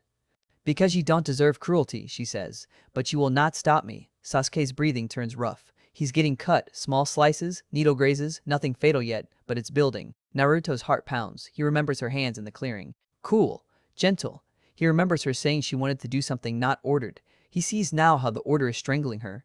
Outside, the bridge shakes with the clash of titans. Kakashi's water prison surges. Zabuza's laugh cuts through the mist like a saw. Naruto feels time closing. He looks at Sasuke and sees something dangerous building behind his eyes, rage and pride, and the need to prove he isn't weak. Sasuke lunges again at a mirror. Haku appears in front of him and strikes. Senbon flash. Sasuke jerks, breath leaving him as needles hit his shoulder, his thigh, his arm, non-lethal, but disabling. Sasuke stumbles to one knee. Naruto's blood goes cold. "Sasuke," Naruto shouts. Sasuke tries to stand. His leg doesn't cooperate. Naruto rushes to him, helping him up, but Sasuke shoves him away, furious at the pity. "I'm fine," Sasuke growls through clenched teeth. Haku's mask faces them both. "This is your last chance," she says. "Stop." Naruto's voice cracks. "Kakashi-sensei will die," Naruto says, and he hates that his desperation is on display. "If we don't break out, he dies." Haku doesn't answer, but Naruto hears her breath through the mask. Small, tight, a fraction of hesitation. Naruto grabs it like a lifeline. "Haku," he pleads, "help us." Silence. Then Haku's voice comes, low and trembling under the calm. "I can't," she whispers. Naruto shakes his head hard. "You can," he insists. "You can choose." Haku's voice sharpens again like she's cutting off a piece of herself. "Choosing gets people killed," she says. Naruto's fists clench. "Then choose me," he says, and the words jump out before he can stop them. Sasuke snaps his head toward Naruto like Naruto just lost his mind. Haku's mask goes perfectly still. Naruto's chest heaves. "I don't know what this is," Naruto says, voice raw. "But I know you're not a monster. I know you're not just his tool. I know you." A needle whistles past Naruto's ear and thunks into a mirror. Haku's voice tightens. "Stop talking," she says, and it sounds like pain. The air inside the prison turns colder. Haku moves again, faster now, no more warning shots. Needles strike Naruto's arms, his legs, precise pinpricks that numb muscles, slow him down without killing him. Naruto grits his teeth and forces chakra through, trying to keep his limbs moving. Sasuke's breathing becomes ragged. Naruto looks at the mirrors and finally sees the truth. This is not just a prison. This is Haku's battlefield. As long as she controls reflection, she controls speed, she controls angles, she controls death. Naruto can't outskill her. He has to outfeel her. He has to make her hesitate. He makes a new clone. One, and instead of sending it to attack, he sends it to stand still, hands open, palms out, facing the mirror where Haku's mask flickers. The clone speaks softly. "Haku," it says, "if you keep fighting us, you'll kill someone you don't want to kill." Haku's mask appears in that mirror, close, and for 1 second Naruto sees something behind it, eyes tightening, a tremor of emotion. Haku's voice whispers back. "Don't make me weak," she says. Naruto's clone lowers its head. "I'm not trying to make you weak," it says. "I'm trying to make you free." The word free hits like a weapon. Haku's presence flickers. Outside, something explodes. Water surges. The bridge shudders. Naruto hears Kakashi's muffled shout through the mist. Kakashi is running out of air. Naruto's body makes the decision before his mind finishes arguing. He slashes his own arm across a mirror edge. Not deep, just enough to draw blood. Sasuke jerks in shock. What are you doing? Naruto grips the bleeding arm tight, smearing blood across his palm. He presses his bloody hand to the mirror. He doesn't know why. He just knows something in him is bigger than technique. Something old. Something wild. He pours chakra into it and roars, "Get us out." The mirror doesn't break. But Haku flinches hard, as if the chakra pulse hit her like a scream. Haku's mask appears in a different mirror now, farther, voice strained. "What are you?" she whispers. Naruto doesn't understand the question, but it tells him something important. Haku is feeling him now, really feeling the thing inside him. Naruto takes one staggering step forward, ignoring the numbness in his legs, and shouts, "I'm Naruto, and I'm not letting Kakashi-sensei die, and I'm not letting you be his weapon." Haku's presence flickers again. Sasuke, watching, suddenly understands the opening Naruto is carving. He forces himself up, pain screaming through his pinned muscles, and his eyes lock on Naruto with fierce clarity. "Idiot," Sasuke mutters. "If you die, I'll kill you." Naruto actually laughs, breathless. "That doesn't even—" Sasuke's eyes snap red. For a fraction of a second, the world shifts. He sees Haku's movement between mirrors, not as blur, but as line, as pattern. He moves. He throws a kunai at the mirror where Haku is about to emerge. Not at her, at the precise point her foot will land. The mirror cracks. Just a hairline fracture. But it's enough. Haku's emergence stutters. Her speed falters. Her mask turns towards Sasuke. And in that instant of attention, Naruto charges. He throws himself at the cracked mirror and slams his shoulder into it with everything he has. The ice shatters. The prison flickers. Air rushes in like a gasp. The mirrors tremble, instability rippling through them. Haku's voice changes, sharp, urgent. "No!" Naruto hits the mirror again. Another crack, spreading like a spiderweb. Sasuke follows, limping, stabbing into the fracture point, widening it. The entire ring of mirrors vibrates. Then the whole thing breaks. Ice explodes outward in a storm of shards that melt in the fog. Naruto stumbles out, gasping, muscles half numb, bleeding arm throbbing. Sasuke drops to one knee, chest heaving, eyes still red, staring at his own hands like he's furious. They're shaking. They're out. But the bridge is worse. Kakashi is still trapped in the water prison. Face pale now, movement slowing, the spinning current grinding his oxygen down second by second. Zabuza stands tall, arm locked, grin wide. "You took longer than I expected," Zabuza calls toward Naruto and Sasuke through the fog. "Did she entertain you?" Naruto's eyes snap to Zabuza, fury igniting like gasoline. Haku stands behind Zabuza now, mask turned slightly away from Naruto, shoulders tense. Naruto wants to run to her, wants to grab her arm, wants to pull her away. But Kakashi is dying. Naruto makes the choice. He sprints for Zabuza. Sasuke shouts something behind him, warning, protest. Naruto doesn't hear it. Zabuza watches Naruto come, amused, then slightly impressed. Again with the straight line, Zabuza says, "You never learn." Naruto throws a kunai. Zabuza doesn't flinch. He deflects it with a casual twitch of his wrist, never releasing the water prison. Naruto closes in, and his mind screams that this is impossible. Zabuza is too strong. Zabuza is controlling Kakashi's death with one hand and still has enough spare attention to swat Naruto like a fly. Naruto sees Haku in his peripheral vision, and that's when it hits him. Zabuza is holding the water prison with one arm. His other hand is free. Haku is free. Haku is the second blade. Naruto changes direction at the last second, not toward Zabuza. Toward Haku. He skids, stops hard, throws both hands up, palms open, right in front of her. "Haku!" he shouts. "Help me!" Haku freezes. The mask faces him. Naruto's voice cracks with panic. "Kakashi-sensei is dying." Haku's shoulders tremble. Zabuza's voice turns sharp. "Haku," he warns. Naruto hears it like a leash snapping. He looks from Haku to Zabuza and back, and he sees it clearly now. Zabuza doesn't just own Haku's skill. He owns her fear of losing him. Naruto steps closer, lowering his voice like the world is suddenly private. "I'm not asking you to betray him," Naruto says. "I'm asking you to save a life." Haku's breath catches. Zabuza's grin fades. "This is cute," Zabuza says, voice cold now. "But she's mine." Naruto whips his head towards Zabuza, rage exploding. "She's not yours." Zabuza's eyes flash. "Everything I keep alive is mine," Zabuza says. Haku flinches like the words cut her. Naruto sees it, and he uses it because he has to. "Haku," Naruto says, softer. "You told me you wanted to do something not ordered. This is it. This is your chance. Please." Haku's mask trembles. Her hands lift slightly, fingers hovering like she's about to move. Zabuza's voice drops into a dangerous calm. "Haku," he says again, and the name is a command. Haku's hands freeze. Naruto's heart pounds. Then Haku's voice slips out, barely audible through the mask. "I'm sorry," she whispers, and she moves, not toward Naruto, toward Kakashi. Naruto's eyes widen in shock, hope flaring. Then it dies, because Haku isn't moving to free Kakashi. She's moving to stop Naruto and Sasuke from interfering. She darts between them and Zabuza, needles ready, body a barrier, like a shield that refuses to become a sword in the direction Naruto wants. Naruto's breath stutters. "Haku." Kakashi's face is turning gray inside the water prison. His hands push against the inside, sluggish now. He's running out. Naruto doesn't have time for heartbreak. He makes shadow clones again. 5, 6, flooding the bridge with orange bodies, all of them charging Zabuza from different angles. Some aiming to grab his arm, some aiming to knock his stance, some aiming to distract. Zabuza laughs, delighted. "Now we're talking." He kicks one clone into the air. He slashes 2 more with the flat of his blade, popping them into smoke. He maintains the water prison like it's nothing, because his strength is obscene.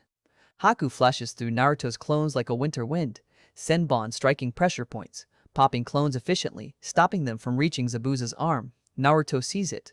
Haku is protecting Zabuza's grip, protecting Kakashi's death. Naruto's eyes burn. He charges anyway. Haku appears in front of him, blocking. "Stop," she says, voice strained. Naruto's face twists with pain and anger. "Move," he snaps. Haku doesn't move. Naruto lifts his kunai, hand shaking. He can't stab her. He can't. Haku sees the hesitation and her voice breaks through the mask like a whisper of apology. "I can't let you," she says. "If he dies, I die." Naruto's jaw tightens. "Then let me die," Naruto says, and he means it in that reckless way he always means things. "But don't let my sensei die." Haku flinches. Zabuza's laugh stops. The air shifts. Zabuza's eyes narrow, not at Naruto, but at Haku. Haku's mask turns slightly towards Zabuza, like she can feel his gaze pressing into her. Naruto uses the crack. He slips to the side, sprinting past Haku's guard, aiming straight for Zabuza's prison arm. Zabuza's grin returns, but it's thinner now. "You're persistent," he says. Naruto leaps, and Zabuza's free hand snaps out, catching Naruto by the throat mid-air like Naruto weighs nothing. Naruto's feet kick, eyes wide as air disappears. Zabuza holds him there, one-handed, while still maintaining the water prison with the other. He leans in close, voice quiet. "This is what separates children from shinobi," Zabuza says. "Children think heart matters. Shinobi know power matters." Naruto claws at Zabuza's wrist, face turning red, vision dimming. Kakashi's body spasms inside the prison, almost unconscious now. Sasuke screams Naruto's name and tries to charge, but Haku flashes in front of him, stopping him with a wall of ice that rises like a guillotine. Sakura, behind Tazuna, is sobbing silently, trying not to break, trying to keep civilians alive while her team collapses. Naruto's mind screams. He feels the old rage stir inside him, the one he doesn't understand, the one that feels like a beast behind his ribs. Zabuza's grip tightens. "Look at you," Zabuza murmurs. "So easy to break." Naruto's eyes flare. And then, a needle flashes. A senbon strikes Zabuza's arm, precise, sharp. Zabuza's grip loosens for a fraction. Naruto drops, gasping, collapsing to his knees, coughing air like it's water. Zabuza's head snaps toward Haku. "What did you do?" Zabuza snarls. Haku stands there, hands still extended from the throw, breath shaking. "I prevented him from dying," she whispers, and the words are so small they almost vanish in the fog. Zabuza's eyes narrow, furious. But his prison hand twitches. Because that needle didn't free Kakashi. It didn't break the water prison. It just loosened Zabuza's choke. Haku saved Naruto, not Kakashi. Naruto looks up at Haku, lungs burning, eyes wide with shock and something like gratitude that he hates himself for feeling in the middle of this nightmare. Haku's mask faces him. Her voice cracks. "Run," she whispers, "please." Naruto's chest heaves. "No," Naruto rasps. Zabuza's lips curl. "Enough," Zabuza says, and the word is an execution. He shifts his stance, and Naruto feels the killing intent spike, heavier, more focused. Zabuza's sword comes off his shoulder. He's done playing. Haku stiffens like she's about to move, caught between orders and emotion. Sasuke tries to rise again, trembling, pinned by pain and fury. Kakashi is barely moving now inside the water prison. Naruto's vision blurs at the edges. And in that blur, he sees something else through the fog. Shapes. Dozens of them. Footsteps. Many footsteps. Not Zabuza's, not Haku's, not Team 7's. The bridge workers gasp. Sakura's head snaps up, eyes wide. From the mist behind Zabuza, a crowd of men emerges, armed, rough, confident in numbers. Mercenaries. Gatsu's dogs. And walking at their center like he's the one who owns the world is Gato himself, small and smug, grinning at the scene like he's arrived for entertainment. Gato claps slowly, mockingly. Well, well, he says, voice carrying. Look at this. I thought I hired you to kill a bridge builder, Zabuza, not to play hero games. Zabuza's head turns, eyes narrowing, and for the first time his anger isn't aimed at Kakashi. It's aimed at the man who thinks money makes him safe. Gachu keeps talking, too brave in his crowd. I've decided, Gachu says, that it's cheaper if you die too. The mercenaries raise weapons, aiming at Zabuza and Haku as casually as if they're aiming at stray dogs. The bridge becomes silent except for the water spinning around Kakashi's trapped body. Zabuza stares at Gato. Then his smile returns. But it's different now. It's not amused. It's hungry. And Naruto, gasping on his knees, realizes the fight just changed into something worse. Because now the demon of the mist has a new target, and the man who deserves it most just walked right into reach. Gato smiles like he's proud of himself. His mercenaries spread out across the bridge in a loose half-circle, boots thudding on wood, blades and clubs and cheap steel flashing in the fog. They don't look like shinobi. They look like men who win fights by being louder, meaner, and more numerous than whoever they're paid to crush. Gato points a finger at Zabuza like he's scolding an employee. You took too long, he says. You cost me money, you drew attention, you made me nervous. His smile widens. So I'm cutting losses. I'll kill the bridge builder myself, and I'll bury you with the rest. Zabuza stares at him. For a moment, Naruto thinks the demon is shocked. Not by the betrayal itself. Zabuza isn't naive enough for that, but by the sheer stupidity of doing it right now, on this bridge, in this fog, in front of witnesses, while the copy ninja is still fighting for air. Then Zabuza's mouth curls. It's not a grin anymore. It's a wound opening. You're very brave, Zabuza says quietly. Gachu laughs, quick and high. I'm very rich, he corrects, and you're very replaceable. Haku flinches at that word like it's a senbon to the throat. Naruto sees it even through the mask's stillness. The way her shoulders tighten, the way her breath stutters. Zabuza sees it too. And something in Zabuza's face goes flat. Cold. You want to replace me? Zabuza asks. Gato rolls his eyes. I can buy 10 of you. I can buy 100. I can buy a whole village worth of thugs. He gestures at Kakashi trapped inside the spinning sphere of water like it's proof. And look at you, you're still playing with children. Kakashi's hand presses weakly against the inside of the water prison. His body is slumping. His oxygen is almost gone.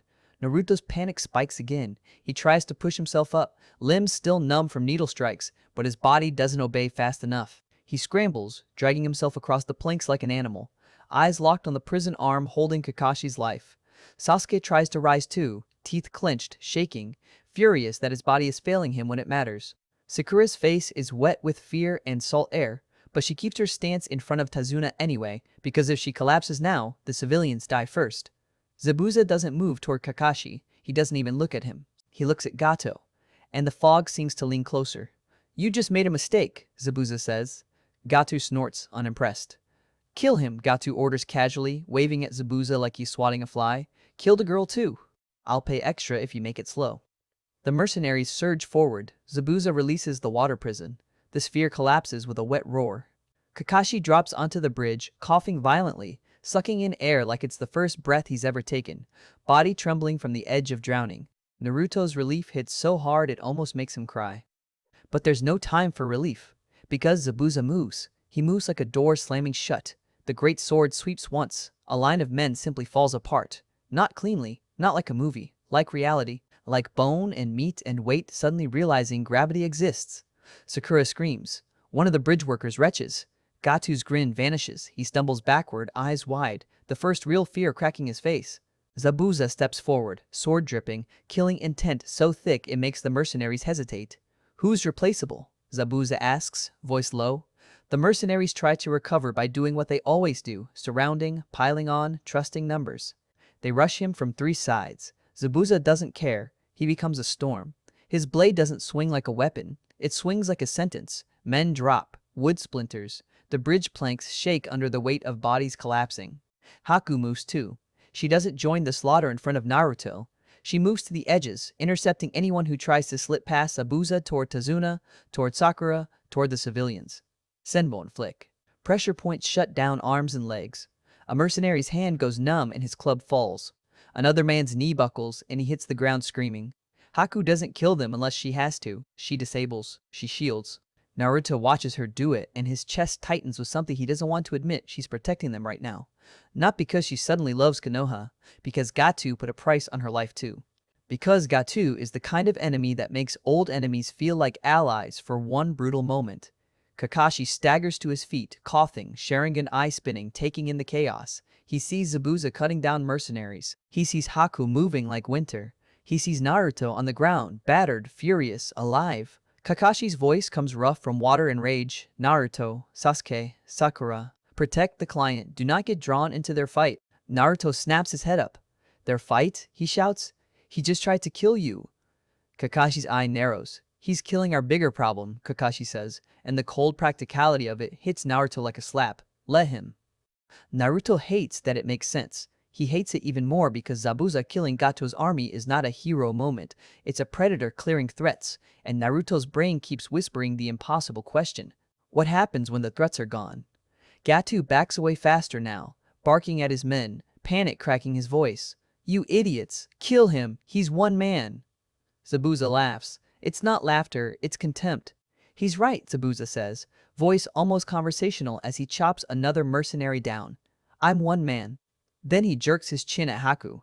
And she's one girl. The next mercenary charges. Zabuza's sword takes him off his feet.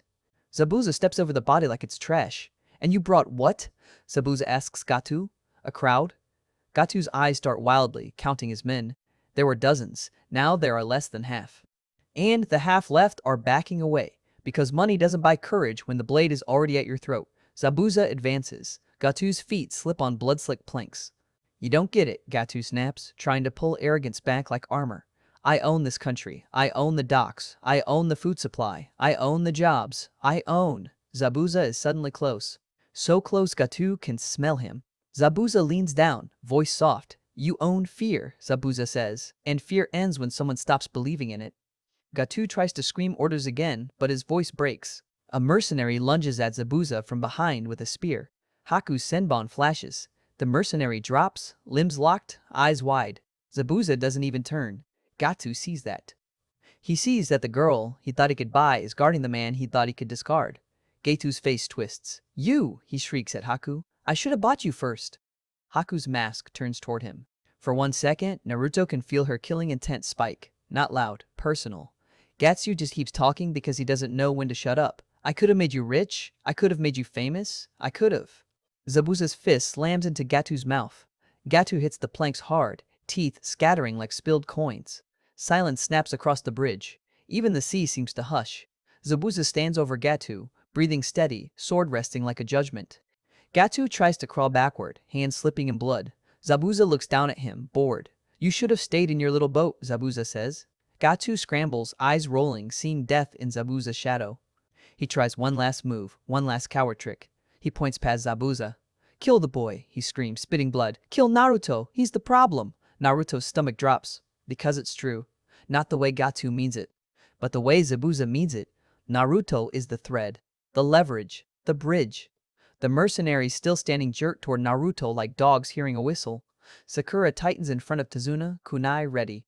Sasuke tries to move, grimacing in pain. Kakashi's Sharingan locks onto the mercenaries, calculating whether he has the chakra to drop them before they reach the kids. Haku moves first. She appears in front of the rushing mercenaries like she fell out of the fog. Senbon strike. Legs buckle. Arms go numb. The wave of men stutters and collapses into confusion. Naruto stares at her, stunned. She's protecting him, again. Zabuza watches that too. And Naruto sees something shift in Zabuza's eyes. Something like calculation turning into something like ownership. Zabuza's gaze drags from Haku to Naruto. Naruto feels pinned. Zabuza's mouth curls. See? Zabuza says to Gato. Even now, she chooses better than you. Gato coughs blood, eyes wild, trying to bargain, trying to survive. I can pay triple. 10 times. I can? Zabuza lifts his sword slightly. Gato goes silent. Zabuza's voice drops. No, he says. You can die. The blade comes down. Gato's scream cuts off. A sound like meat hitting wood echoes across the bridge, then nothing. The mercenaries freeze. Some drop their weapons, some run. Some stare at Gato's body like they're watching their paycheck bleed out. Zabuza turns slowly, sword dripping, and his gaze sweeps over the survivors.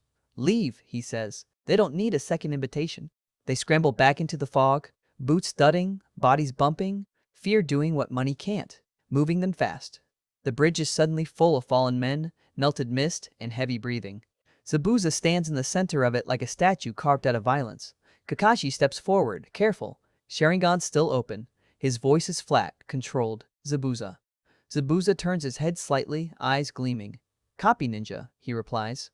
Kakashi's gaze flicks to Gatu's corpse, then to the mercenaries fleeing, then to Zabuza. You just eliminated your employer, Kakashi says. Zabuza shrugs. He eliminated himself, Zabuza says. I just confirmed the outcome. Kakashi's eye narrows. And now? He asks. Zabuza's grin returns, slow, sharp. Now, he says, I finished the job. The words punch the air. Naruto's chest tightens. Sakura's face goes white.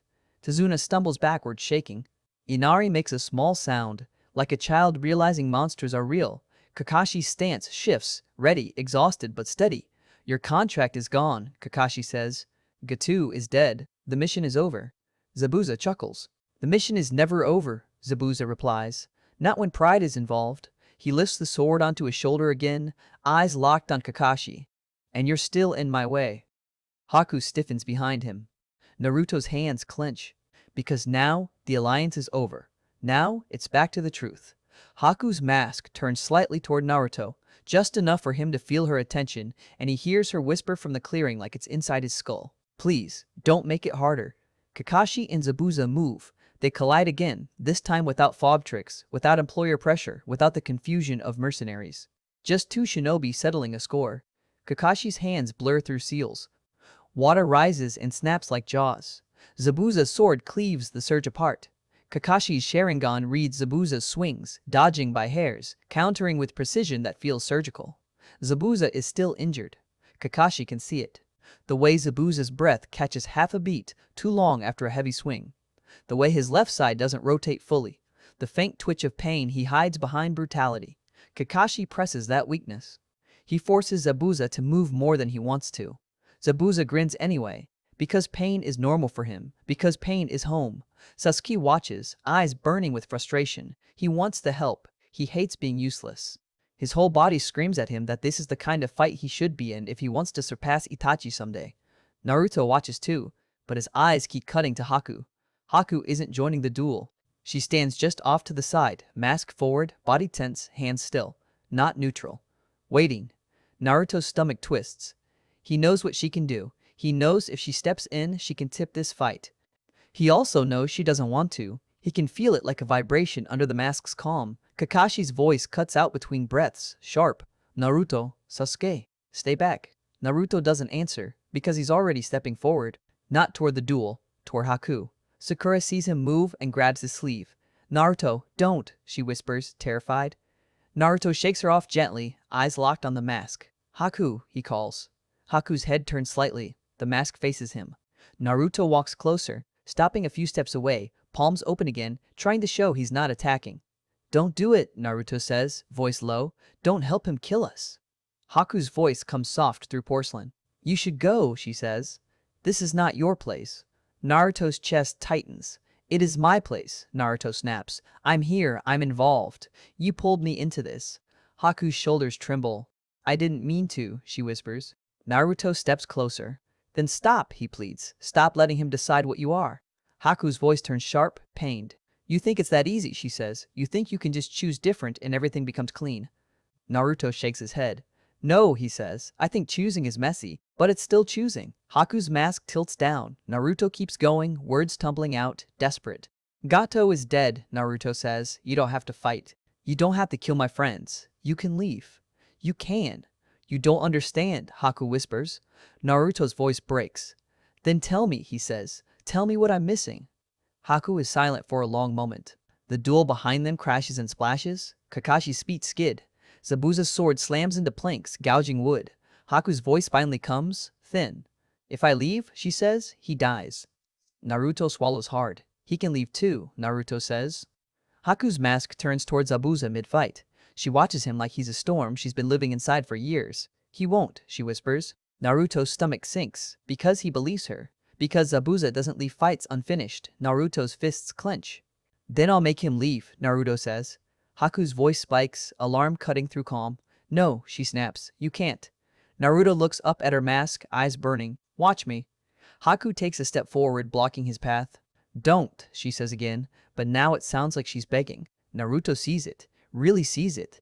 Haku is terrified, not of Kakashi, not of Sasuke, not of Naruto, of what Zabuza will do if Haku hesitates. Naruto's voice softens, painfully gentle. Haku, he says, you don't have to carry him alone. Haku flinches. Naruto holds his hands out, palms open like he's offering something that doesn't exist in her world. Come with us, Naruto says. Haku freezes. Sakura's breath catches behind Naruto. Sasuke's eyes widen in disbelief. Even Kakashi's gaze flicks for a split second, because the boy just offered sanctuary to the enemy's blade. Haku's voice comes out almost inaudible. Us? She whispers. Naruto nods. Konoha, he says. My village. The Hokage. If Zabuza wants a deal, then fine. We talk. We make a deal. But not like this. Not with dead bodies and blood and... Zabuza's laugh cuts through the air. It's low, amused, dangerous. Haku, Zabuza calls without turning fully. Still fighting Kakashi? Are you chatting? Haku's body stiffens. Naruto feels it like a chain snapping tight around her ribs. Zabuza's grin sharpens. Don't get distracted, Zabuza says. I need you ready. Haku's hands twitch. Naruto steps even closer, voice urgent. Don't listen to him, Naruto whispers. Haku's breath shakes. I can't, she whispers. Naruto's eyes burn. Yes, you can, he insists. Haku's mask trembles. Then she moves. Not attacking Naruto, not helping Zabuza. She moves past Naruto toward the duel, fast, indecisive, like she's being pulled by a rope she hates. Naruto reaches out and catches her wrist again. Just lightly. Just enough to stop her for one heartbeat. Haku freezes. Zabuza's head snaps toward them mid-swing. His eyes land on Naruto's hand on Haku's wrist, and the temperature on the bridge drops. Kakashi feels it too and shifts his stance, bracing, because the real danger isn't Zabuza's blade right now. It's Zabuza's possessiveness. Zabuza's voice goes quiet. Naruto, he says, and the way he says the name sounds like a threat being sharpened. Naruto's hand loosens but doesn't fully let go. He looks up at Zabuza. Zabuza's grin is gone. You touch what's mine, Zabuza says calmly, and I'll remove the hand. Haku's body trembles. Naruto can feel it through her wrist like a pulse. Naruto swallows, then does the most Naruto thing possible. He squares his shoulders. She's not yours, Naruto says. Silence slams down. Even the wind seems to stop for a breath. Zabuza's eyes narrow into something murderous. Kakashi's voice cuts in, sharp. Naruto, back up, Kakashi commands. Naruto doesn't move. Zabuza shifts his grip on the sword, and for the first time Naruto understands with perfect clarity that Zabuza will kill him. Not as part of the mission, not as strategy, as a lesson. Haku's voice cracks, panicked. Naruto, please, she whispers, let go. Naruto's throat tightens. He looks at Haku's mask. I'm trying to save you, he says. Haku's breath shudders. You can't save me, she whispers. Naruto's jaw clenches. Then I'll save him too, Naruto says, voice shaking. I'll save both of you. I don't care. Zabuza laughs once. It isn't amused, it's ugly. Fine, Zabuza says. Let's see how much you don't care. He moves. Not toward Kakashi, toward Naruto. The sword comes off his shoulder in a brutal arc, aimed to cut Naruto down in one stroke so clean it ends the conversation forever.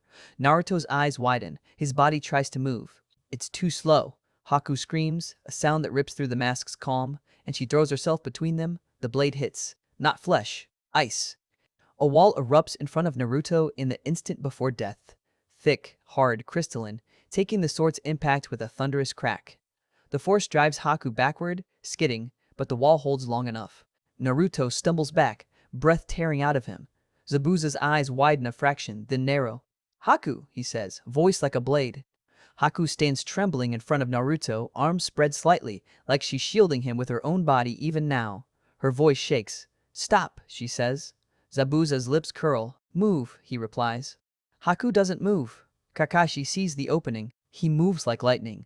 His hands flash through seals, and water surges up around Zabuza's feet, binding for a split second, just enough. Kakashi drives in, kunai aimed for a disabling strike. Zabuza twists free at the last possible moment, but the move costs him. He staggers half a step, breath catches. The injury flares. Naruto sees it. Haku sees it. Zabuza sees Naruto see it.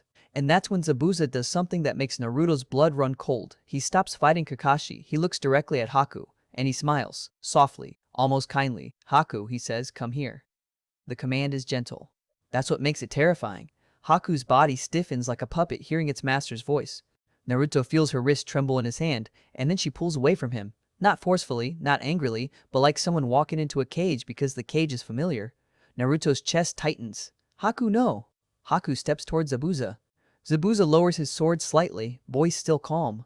You did well, he says. Haku's breath shudders. Zabuza reaches out and taps her mask lightly, almost affectionate. Then his voice drops, low enough that Naruto can barely hear, but the intent carries.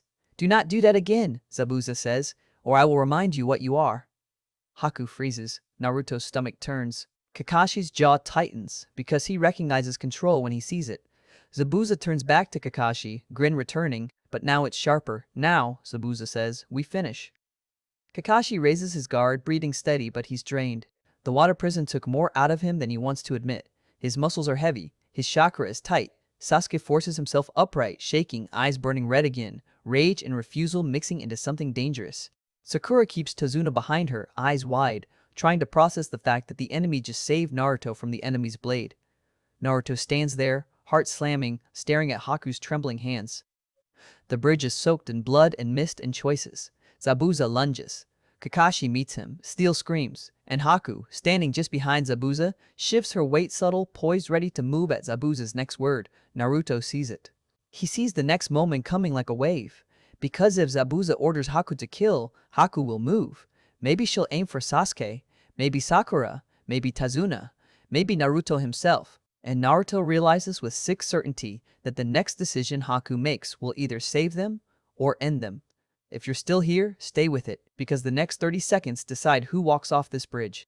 Naruto inhales, and somewhere deep inside him, that old rage, wild, ancient, caged scratches at the inside of his ribs, begging to be let out. He steps forward. Haku, Naruto shouts over the clash of steel. Look at me. Haku's mask turns slightly. Naruto's voice shakes, but it's loud enough to cut through fog. You saved me, Naruto says. That means you can choose. Choose again.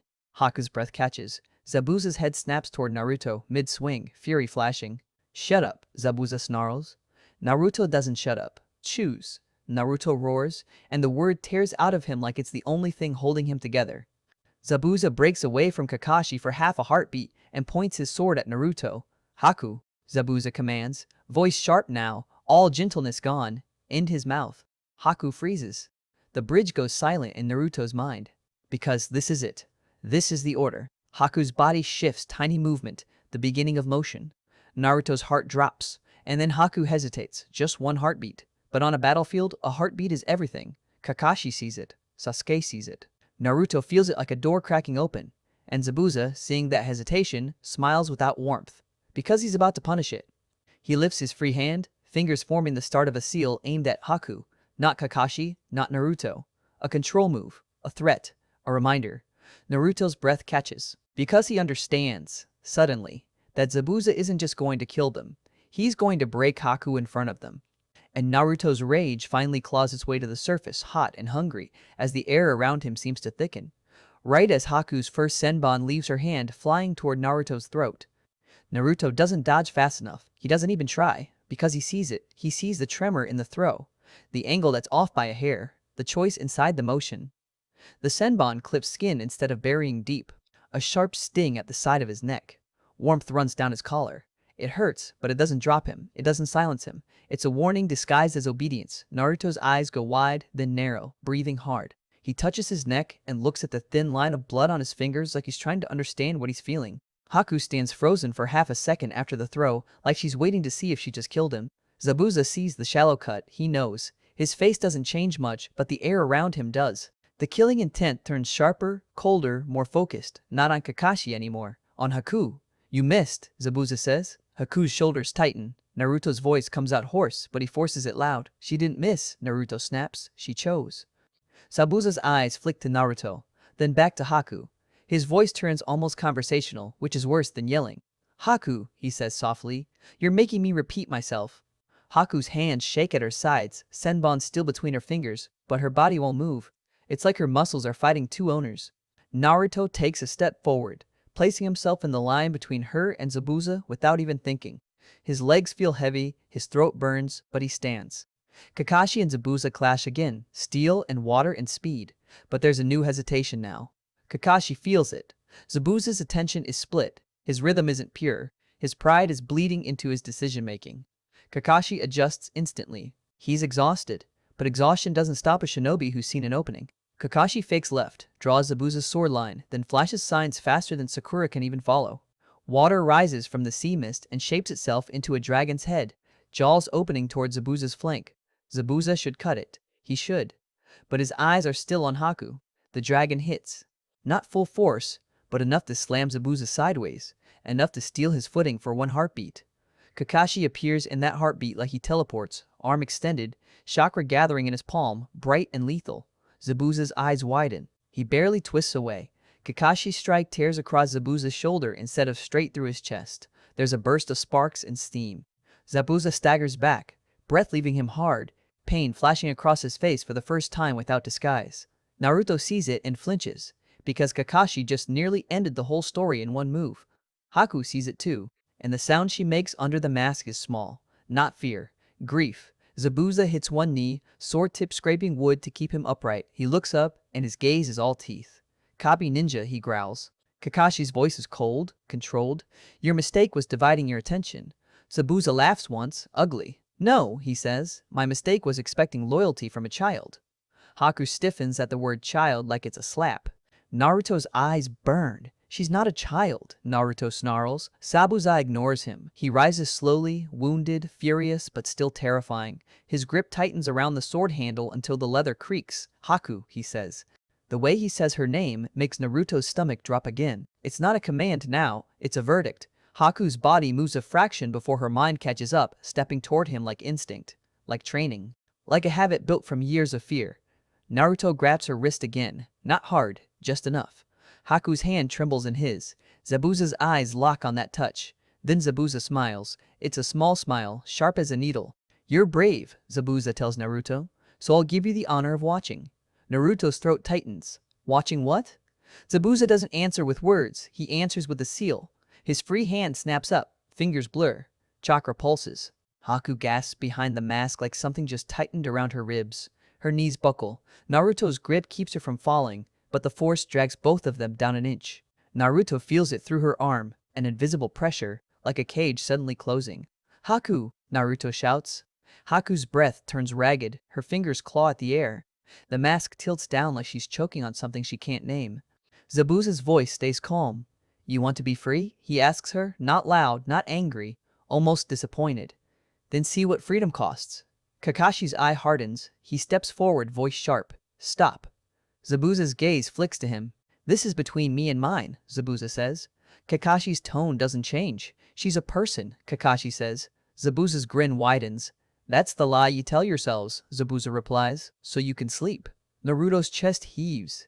He looks at Haku's shaking body and feels something in him snap. Not just anger, not just fear. A deep, wild refusal. He steps forward, planting himself fully between Haku and Zabuza. "Let her go," Naruto growls. Zabuza looks at him like he's a joke that won't stop talking. "Or what?" Zabuza asks. Naruto's voice shakes with fury. "Or I'll..." He doesn't finish the sentence. Because his body reacts before language does. Heat floods Naruto's veins. Not normal heat. Not adrenaline. Something else. Something ancient and heavy and furious. Like a beast rolling over inside his chest because someone hurt what Naruto decided was his. Naruto's eyes sting. His vision sharpens and blurs at the same time. Sakura feels it first. Her breath catches. Her skin prickles. Sasuke feels it second. His eyes widen, and for the first time on this bridge, his arrogance cracks into something like alarm. Kakashi's Sharingan spins faster, tracking the chakra eruption like a wildfire. Zabuza smiles. "Oh," he murmurs, "there it is." Naruto's chakra flares outward, red-tinged, thick, violent. It rolls off him like steam. Haku's shaking pauses. Her breath steadies a fraction, like Naruto's presence is pushing against the invisible cage around her. Naruto looks at his own hands, startled, then lifts his head and locks eyes with Zabuza. "Stop," Naruto says again, and now the word has weight. Zabuza's grin remains, but his shoulders shift, readying. "Show me," Zabuza says. Naruto takes one step, then another. Sakura shouts, terrified, "Naruto, don't!" Naruto doesn't hear her. He's staring at Zabuza like the world narrowed into one target. Zabuza lifts his sword. Kakashi moves. He tries to intercept Naruto, to stop him from charging into a blade, But the red chakra explodes again, pushing Kakashi back a half step. Not enough to hurt him, enough to surprise him. Naruto lunges, Zabuza swings. Naruto twists, barely avoiding the sword edge, and the red chakra lashes outward like it has a mind. It doesn't cut, it slams. It hits Zabuza's side like a hammer and forces him back, boots skidding on blood-slick planks. Zabuza's eyes widen a fraction. Naruto swings his fist, clumsy, furious, raw, and the impact cracks into Zabuza's guard like Naruto suddenly weighs more than he should. Zabuza blocks, but the block costs him. His injured shoulder screams. His stance wobbles. Kakashi watches, eyes narrowing. This power is real, and Naruto does not control it. That's the problem. Haku stares at Naruto like she's seeing him for the first time. The red chakra flares around him like a cloak, making his outline look bigger, wilder, wrong. Naruto whips his head toward her.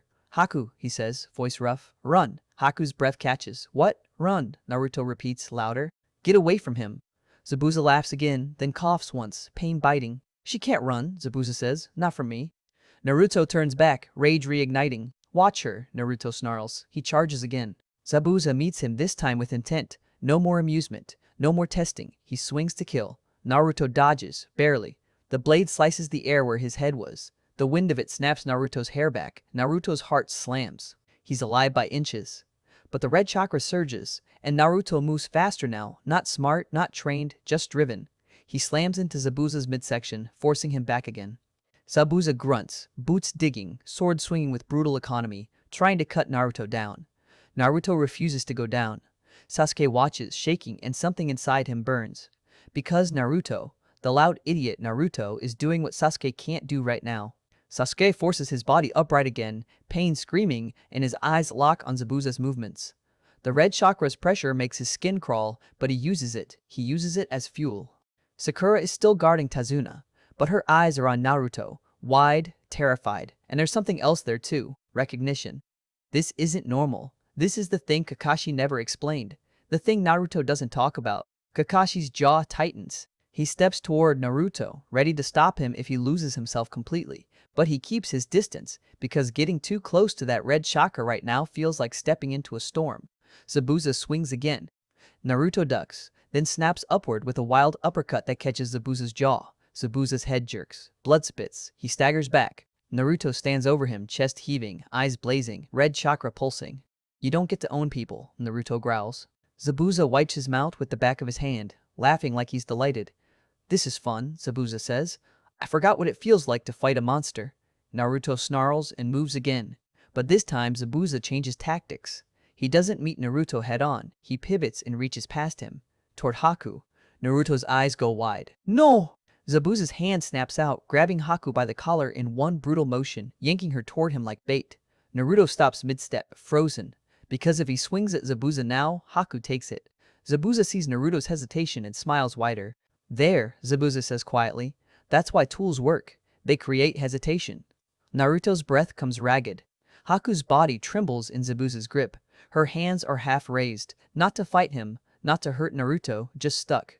Zabuza leans closer to her mask, voice almost gentle again. "Do you know what you just did?" Zabuza whispers. "You made him hesitate. That makes you dangerous." Haku makes a small sound, like she's trying not to cry. Naruto's throat burns. "Let her go," he says again, but now it's not rage, it's pleading. Zabuza's eyes flick to Naruto.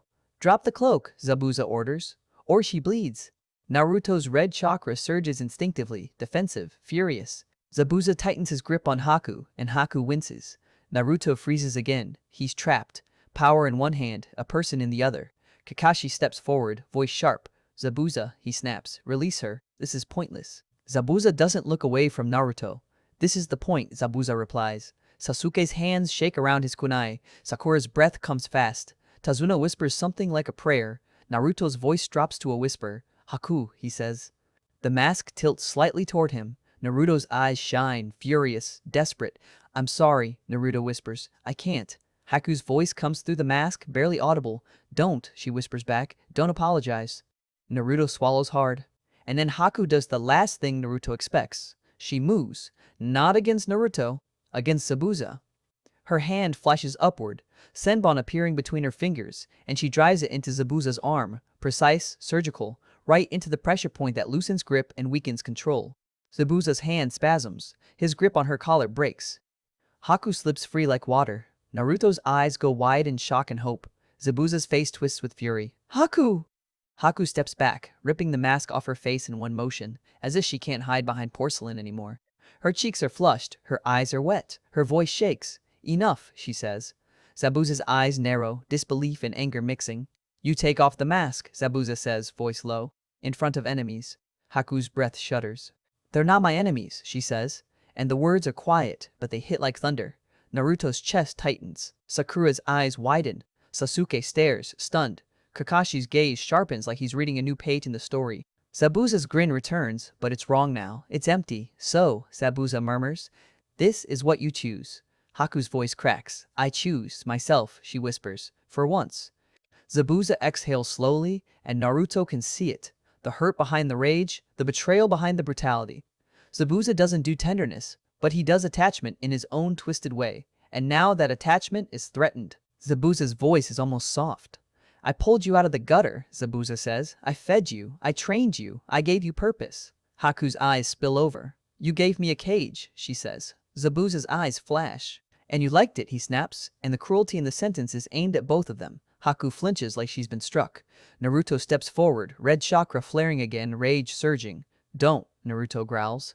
Zabuza's gaze flicks to Naruto, amused again in a bitter way. You're still here, Zabuza says. Of course you are. You're the type who tries to save wolves. Naruto bares his teeth. I'm the type who saves people, he snarls. Zabuza laughs once, then his laughter dies. He lifts his sword. Kakashi shifts instantly, stepping between Zabuza and Haku, voice sharp. This ends now, Kakashi says. Zabuza's eyes narrow.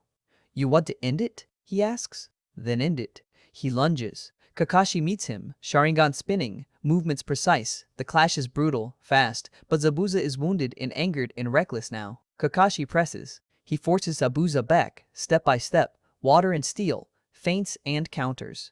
Zabuza's breath turns ragged. His injured shoulder drags. His stance slips. Kakashi sees it and commits. He drives in, hand flashing, chakra gathering again, not as bright as before, but sharp enough. Zabuza twists to avoid it, and Haku moves, not to protect Zabuza, to stop him. She appears behind Zabuza, grabs his sleeve, and yanks his arm just enough that his twist fails. It's small, it's everything. Kakashi's strike slams into Zabuza's chest, not piercing through, but hitting with enough force to drop him to his knees, breath exploding out of him. Zabuza coughs, eyes wide, then furious. He looks up at Haku like he's seeing a ghost. You, he whispers. Haku's hands shake. I'm sorry, she whispers back, and the apology is real this time, not polite, not safe. Naruto's red chakra flickers, then calms slightly, as if the beast inside him is listening. Zabuza tries to rise, sword trembling, but his body refuses. The injury and the strike and the betrayal all stack on top of each other like weights. Kakashi stands over him, kunai pointed, voice steady. It's over, Kakashi says. Zabuza laughs weakly, bitter. Over, he repeats. Is that what you call this? He spits blood and looks at Naruto through it, eyes sharp even in defeat. You think you won, Zabuza says, but you just took responsibility for both of us. Naruto's breath catches. What does that mean? Naruto snaps. Zabuza smiles faintly. It means, Zabuza says, you don't get to walk away now. Haku looks down, tears sliding. Naruto steps closer, voice rough. We can talk, Naruto says. We can make a deal. You wanted sanctuary. You wanted the Hokage. Fine. Zabuza cuts him off with a harsh cough. You really believe that? Zabuza rasps. You think Konoha will welcome the demon of the mist with open arms? Naruto's jaw tightens. They'll listen, Naruto insists. Zabuza's eyes flick toward Kakashi. Kakashi doesn't deny it. He also doesn't promise it. He just watches. Because Kakashi knows villages. Politics? Blood? Zabuza laughs again. Quiet. Then take me, Zabuza says. Drag me to your Hokage. His grin sharpens. Let's see what your kindness buys. Naruto stares, chest tight, and he realizes Zabuza isn't begging. He's challenging. He's daring Naruto to carry the weight. And Naruto, because he's Naruto, doesn't back down. I will, Naruto says. Zabuza's eyes gleam. Good, Zabuza whispers. Then his head dips slightly, and Naruto realizes with sudden alarm that Zabuza's breathing is wrong. Too shallow. Too uneven. The fight didn't just tire him. It broke something inside. Haku drops to her knees beside him instantly, hands moving, checking, pressing, trying to stabilize. Zabuza-sama. Zabuza's hand snaps out and grabs her wrist, weak but firm. Don't, he whispers. Haku's breath catches. You're dying, Haku whispers, voice cracking. Zabuza's eyes narrow. I don't die, he says, stubborn even now. Haku's tears spill. You're not invincible, she whispers. Zabuza's grip loosens. He looks at her, and for a moment the demon mask slips. I know, he whispers. Naruto watches, stunned, because for the first time, Zabuza looks like a man instead of a monster. Kakashi steps forward slightly. We need to move, Kakashi says. This bridge is not secure. Gatu's men may return. Zabuza laughs weakly. Let them, he rasps. He coughs hard, body shaking. Haku supports him, hands careful, terrified. Naruto's red chakra flickers again, unstable. He forces it down, jaw clenched, because if he loses control now, he makes everything worse. Sakura approaches cautiously with Tazuna still behind her, eyes wide, face pale. Sasuke stands a few steps away, shaking, staring at Haku with a cold confusion that doesn't know what to do with itself. The bridge workers whisper, stunned, looking at Zabuza's fallen body like they just watched a legend crack. Kakashi's eye turns toward Naruto. Naruto, Kakashi says quietly. Naruto looks up, breathing hard. Kakashi's voice is controlled, but there's a warning under it. You understand what you just did, Kakashi says.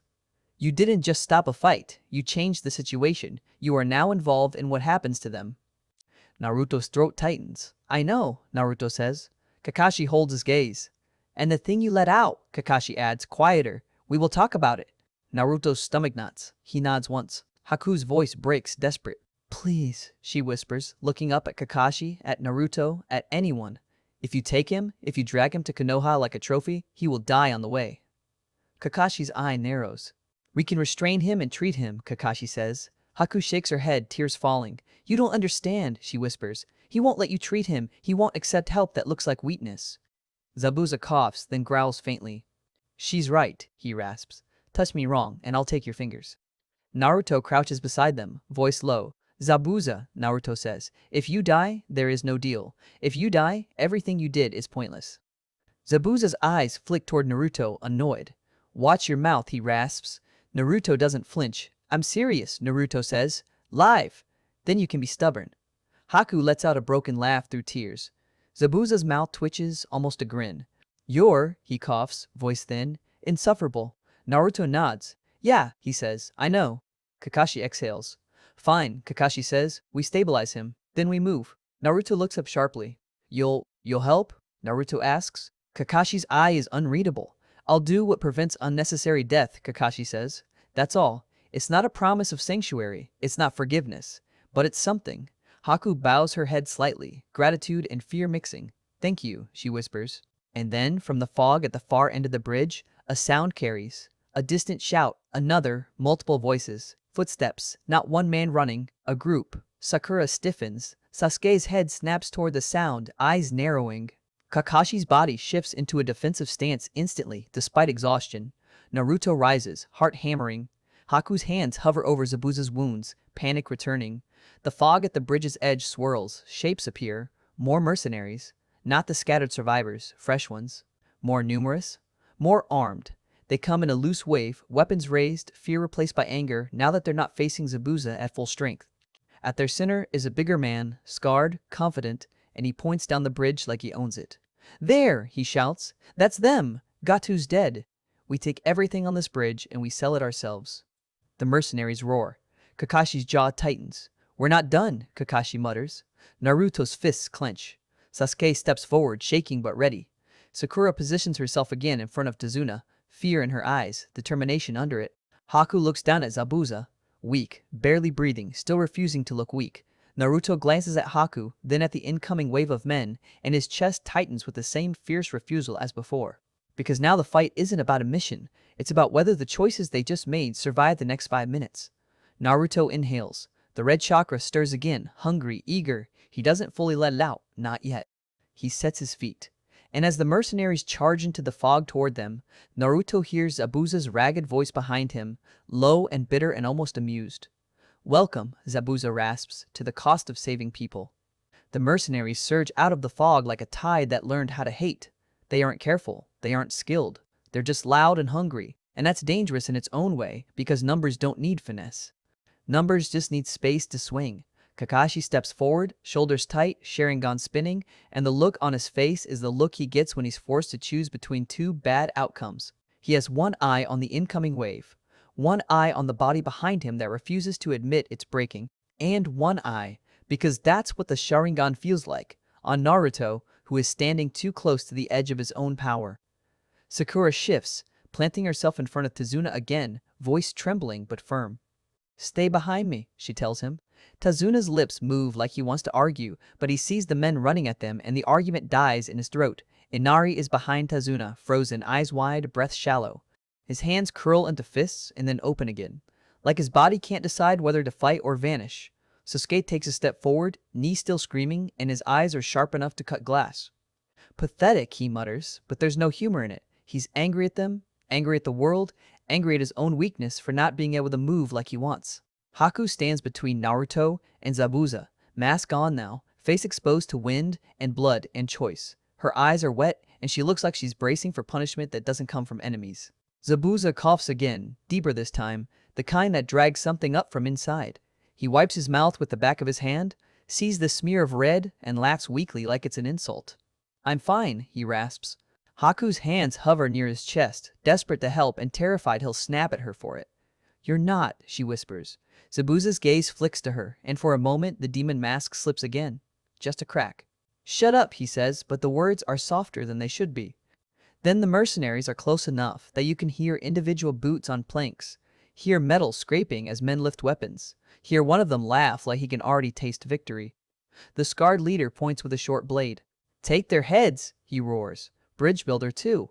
The wave hits. Kakashi moves first. He has to. If he hesitates, civilians die. He flashes through seals, and water whips up from the mist and sea spray, forming a wall that slams into the front line. Men go down in a tangle, sputtering and swearing. It doesn't kill them. It buys seconds. Seconds are everything. Sasuke hurls shuriken into the gaps, precise, spiteful throws that force men to flinch, that pin sleeves and tear straps and make confidence wobble. Sakura doesn't throw. She guards. She keeps Tazuna and Inari behind her, moving them back step by step, keeping the bridge rails at their backs so nobody can circle. Naruto takes one step forward and feels the red chakra stir again, eager, hungry, ready to solve everything the only way it knows how. He clenches his jaw and forces it down, not because he's suddenly calm, because he hears Kakashi's warning in his bones. Power without control is a weapon that turns in your hand. He inhales. Then he does what he always does when he doesn't know how to win clean. He multiplies. Shadow clones burst into existence in a cloud of smoke.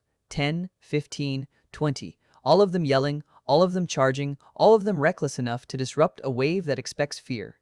The mercenaries stumble as orange bodies slam into them from angles they didn't plan for.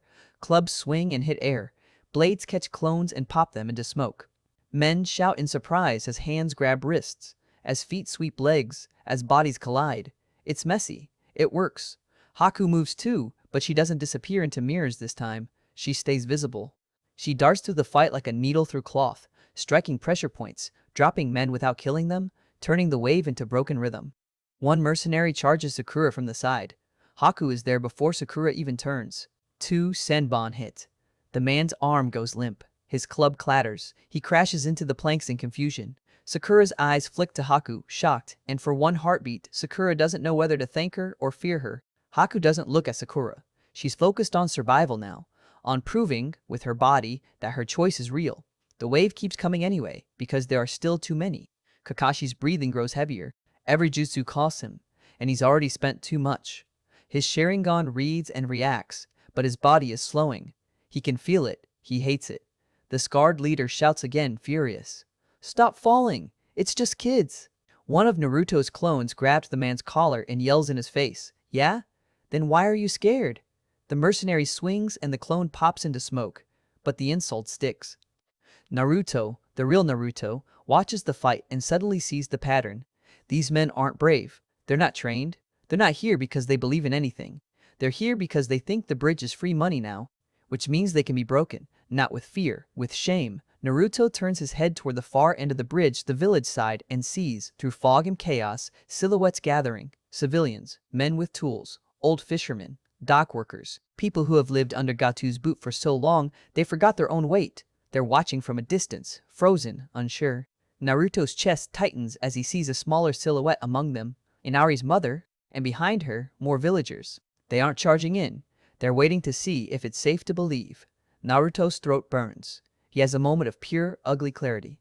If the villagers don't move, this bridge stays a battlefield owned by whoever brings the most knives. If the villagers move, Gato's shadow dies for real.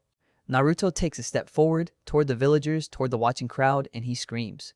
Not at the mercenaries, at the people of Wave. Hey! Naruto roars, voice ripping through fog, through steel, through panic. HOW, long are you going to watch? The mercenaries hesitate for a fraction, startled by the sheer volume. Kakashi's eye flicks to Naruto, warning and question in one glance. Naruto doesn't stop. They've been stepping on you your whole lives, Naruto shouts. They take your money, they take your food, they take your hope, and you just... What? Wait until someone else fixes it. Inari flinches at Naruto's voice like it's aimed at him. Naruto's chest heaves. You want this bridge? Naruto screams. Then, OWN it! Move! The villagers' faces tighten. Some look away. Some look down. Some clench tools in their hands and do nothing. Naruto's voice breaks, rawer now. My dad isn't here, Naruto shouts. My mom isn't here. I don't have anyone who's going to come save me, so I save myself. And I'm telling you, you can do it too. It's messy. It's not a speech Kakashi would approve of. It's not refined. It's Naruto bleeding his soul onto the planks and hoping something catches. And something does. Because Inari, small and trembling, hears it and something in him snaps. He steps forward. Tazuna sees him and reaches out like he can pull his grandson back. Inari! Inari jerks away, eyes wide and wet and furious. I'm tired! Inari shouts, voice cracking. I'm tired of being scared. His hands shake as he grabs a carpenter's hammer off the ground, the same kind of hammer he's seen men use to build the bridge. He looks at the mercenaries. Then he looks at the villagers, and he yells, the words spilling out like a dam breaking. If we don't fight for it, we don't deserve it. For one heartbeat, the bridge is silent except for breathing. Then a villager steps forward. A big man with rough hands and a plank of wood held like a club. Then another. Then another. Tools rise, hammers, oars, broken boards. Not weapons.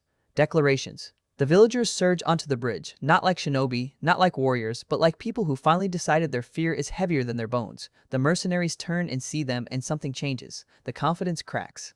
The math shifts. Because now it's not kids versus hired knives. It's Wave versus thieves. The scarred leader's face twists. Stop them, he roars. But the villagers hit the mercenaries like a storm of rage and desperation. Hammers swing. Boards slam. Men stumble and retreat. Some mercenaries try to fight back, but the moment they realize they're outnumbered by civilians who have nothing left to lose, their courage folds.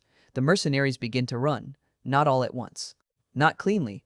One breaks. Then two. Then 10. They scramble back into fog, tripping over bodies, over planks, over their own greed. Kakashi exhales hard, shoulders dropping a fraction. He doesn't relax. He never fully relaxes. But relief flickers in the one visible eye. Sakura's knees wobble, but she stays standing because she refuses to collapse in front of her client. Sasuke stares at the villagers, expression hard, and Naruto can read it anyway. Sasuke hates that civilians did something brave before he could. Naruto is breathing hard, chest tight, and he watches the mercenaries vanish into mist and feels a strange weight lift. Not victory. Something quieter. The bridge is still soaked and broken. People are still hurt. But the fear is different now. It's theirs. Not Gato's. Haku stands still, staring at the villagers like she's watching a miracle she doesn't understand. Her hands are still raised slightly, senbon ready, because her body expects the world to punish this kind of hope. Zabuza coughs again and tries to stand fully. Haku reacts instantly, moving to support him. Zabuza shrugs her off on instinct. I can walk, he growls. You can barely breathe, Haku snaps back, and the fact that she snaps is new. It's her, not the mask, not the tool. Zabuza's eyes narrow. Then, with a rough sound that might be a laugh, he leans into her support anyway. Annoying, he mutters. Haku doesn't smile, she just holds him. Kakashi steps closer, careful, Sharingan still active, and his voice is quiet but firm. This is where you surrender, Kakashi says to Zabuza. Right now, before someone else forces it. Zabuza's eyes flick to the villagers, then to the bodies on the bridge, then to Naruto. Because Naruto is watching him like an accusation and a promise at the same time. Zabuza's mouth curls. Surrender, he repeats like it tastes bad. Naruto steps forward, voice rough. Call it something else then, Naruto says. Call it living. Zabuza snorts, then coughs again, pain cutting the sound short. Kid, Zabuza rasps, you talk too much. Naruto's eyes narrow. Yeah, Naruto says. And you bleed too much. For a moment, the air is almost normal. Almost. Then Kakashi gestures subtly and Sakura understands. She moves, takes out bandages, hands shaking as she prepares to help. She looks at Zabuza like he might bite her. He probably will. Haku's eyes flick to Sakura and soften, just a fraction. Zabuza notices. He notices everything. His gaze drags from Haku to Naruto again, and Naruto braces for another cruel comment, another threat. But Zabuza's voice comes out different this time. Not gentle, less sharp. You wanted sanctuary, Zabuza says, addressing Naruto like they're negotiating a market price. That wasn't a joke. That wasn't a trick. I want out. Kakashi's eye narrows. Out of what? Kakashi asks, voice cautious. Zabuza's grin is bitter. Out of mist, he replies. Out of being hunted. Out of being used. His eyes flick to Haku and then away again like he hates that the glance matters. Out of dying for people like Gato. Naruto's throat tightens. You can't just walk into Konoha, Naruto says. They'll try to kill me, Zabuza finishes for him, calm, accepting. Yes. Kakashi's voice stays flat. The Hokage will decide, Kakashi says. Not you. Naruto clenches his fists. I know, Naruto snaps. But I can make him listen. Kakashi gives Naruto a look that says, you'll try anyway. Naruto stares right back like, yes? Haku takes a shaky breath. If we go, she whispers, they'll separate us. Zabuza's eyes narrow. Let them try, he mutters. Haku's hands tighten. You'll fight, she says softly. Not a question, a fact. Zabuza's grin flickers. Always, he rasps. Naruto steps closer to Haku, keeping his voice low because he can feel how fragile she is right now. Hey, he says, you did it. Haku looks up, eyes wet. I don't know what I did, she whispers. Naruto's mouth twists. You chose, Naruto says. That's what you did. Haku swallows hard. And now? She asks. Naruto's voice is firm, stubborn. Now you don't go back to being a tool, he says. Now you don't go back to being alone. Haku's breath shakes. Naruto glances at Kakashi, then at Sakura, then at Sasuke, and he does something reckless again, reckless in a different way. He smiles at Haku. I'm still here, Naruto says. So, yeah, now. Sasuke makes a disgusted sound behind him. You're an idiot, Sasuke mutters, because Sasuke doesn't know how to say, I'm relieved you're alive, without sounding like he wants to fight. Naruto doesn't even turn. Yeah, Naruto replies, still looking at Haku. I know. Kakashi's voice cuts in, practical again. We move, he says. Back to Tazuna's. We get you stabilized, then we return to Konoha with a full report. Zabuza snorts. A report, he rasps. Make sure you write that I killed Gato. I want that line clear. Kakashi's eye narrows. I'll write what happened, he replies. Zabuza's grin widens faintly. That's all I ask. The villagers close in cautiously, staring at Kakashi, at Naruto, at the infamous demon kneeling on their bridge, supported by the girl who fought like winter. Some look scared, some look angry, some look like they can't believe any of this is real. Tazuna steps forward, hands shaking. You saved us, he says, voice cracking, and he isn't sure who he's talking to. Team 7 or the demon who killed Gatu's men. Zabuza laughs weakly. Don't thank me, he rasps. I was cleaning my mess. Naruto looks at Tazuna and then at the villagers. You saved yourselves, Naruto says loudly enough for them to hear. Remember that. The walk back is slow. Zabuza's weight drags. Haku supports him with a stubborn tenderness that looks like strength. Kakashi stays close, ready to restrain if needed, but he doesn't touch unless he has to. Naruto keeps glancing at Haku like he's afraid she'll vanish the moment he blinks. Haku catches him looking once and her mouth trembles like she might smile. Then she looks away quickly, embarrassed by her own hope. Halfway back, Kakashi's voice drops low enough that only Naruto hears it. You know this doesn't end neatly, Kakashi says. Naruto's jaw tightens. I know, Naruto replies.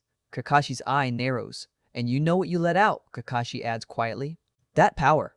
If you lose control in Konoha, people will get hurt. Naruto's stomach knots. He nods once. I know, he says again, softer. Kakashi watches him for a long moment, then sighs.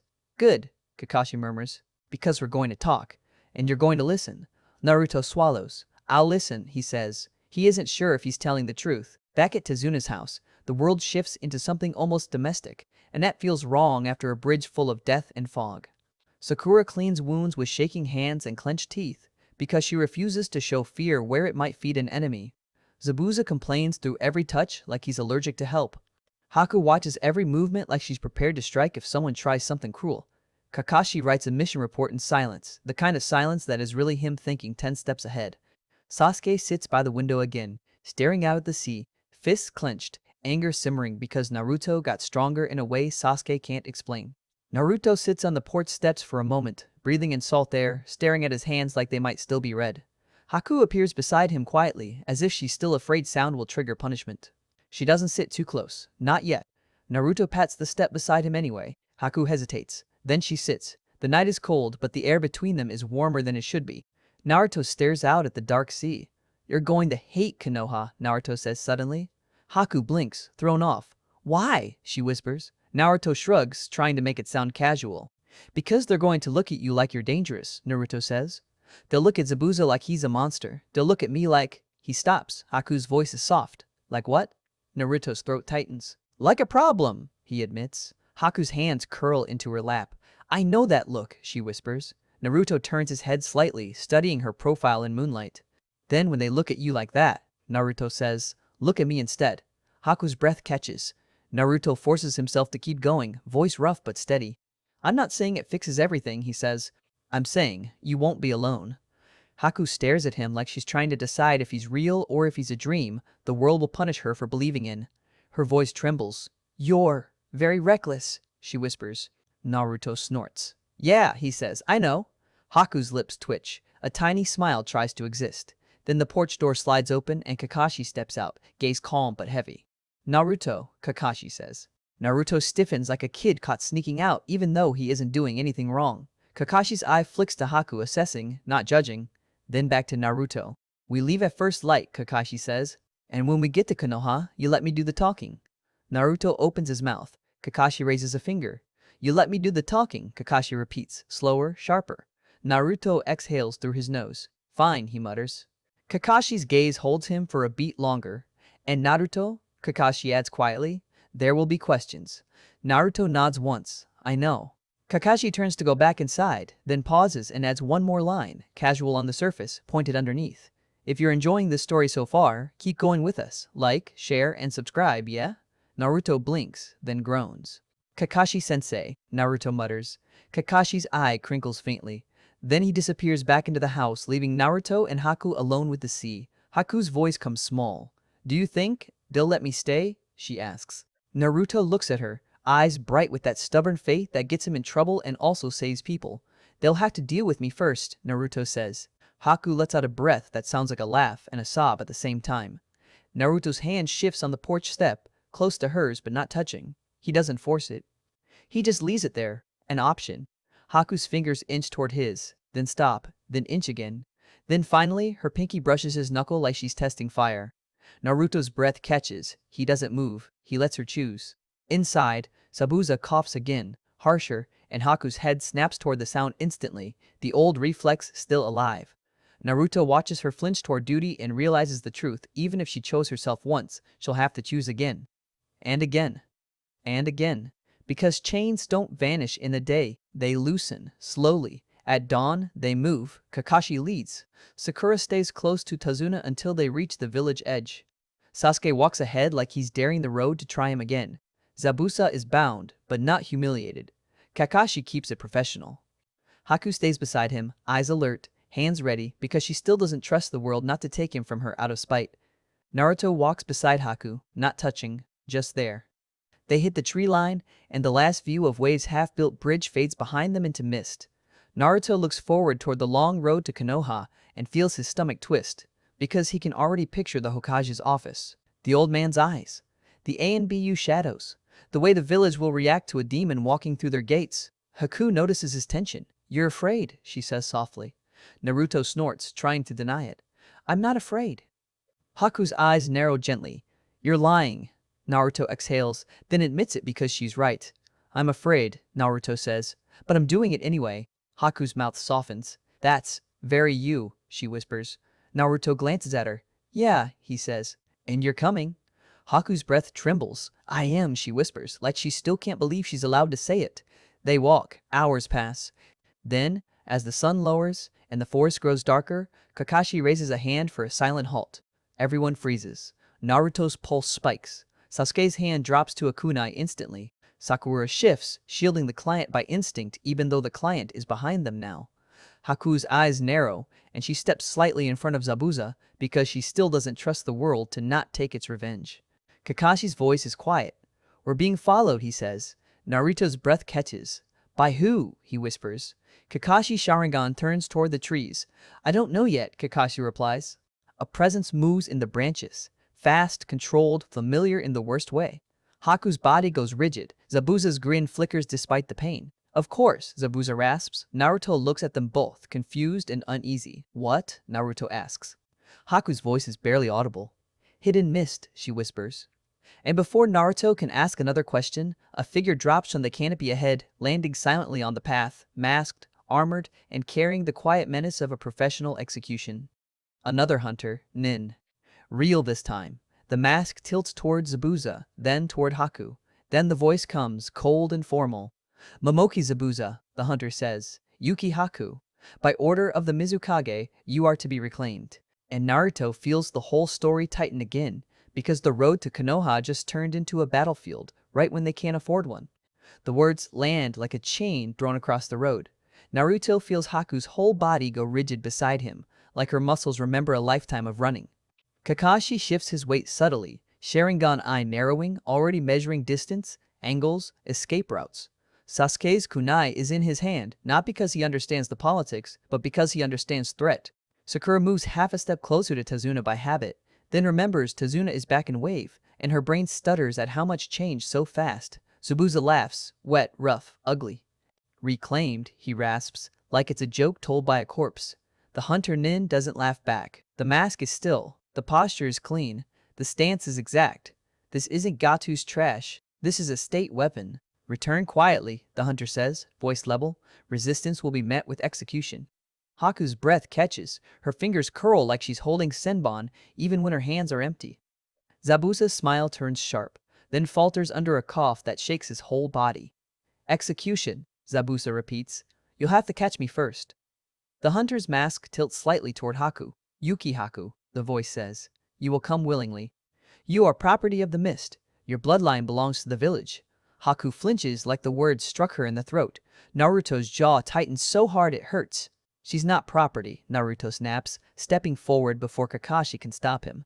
Kakashi's hand twitches, ready to grab Naruto's shoulder again, but he holds back this time because Naruto's voice isn't reckless bravado. It's pure refusal. The hunter Nin turns the mask toward Naruto slowly, as if noticing him for the first time. "And you are?" the hunter asks. Naruto doesn't hesitate. "Uzumaki Naruto," he says.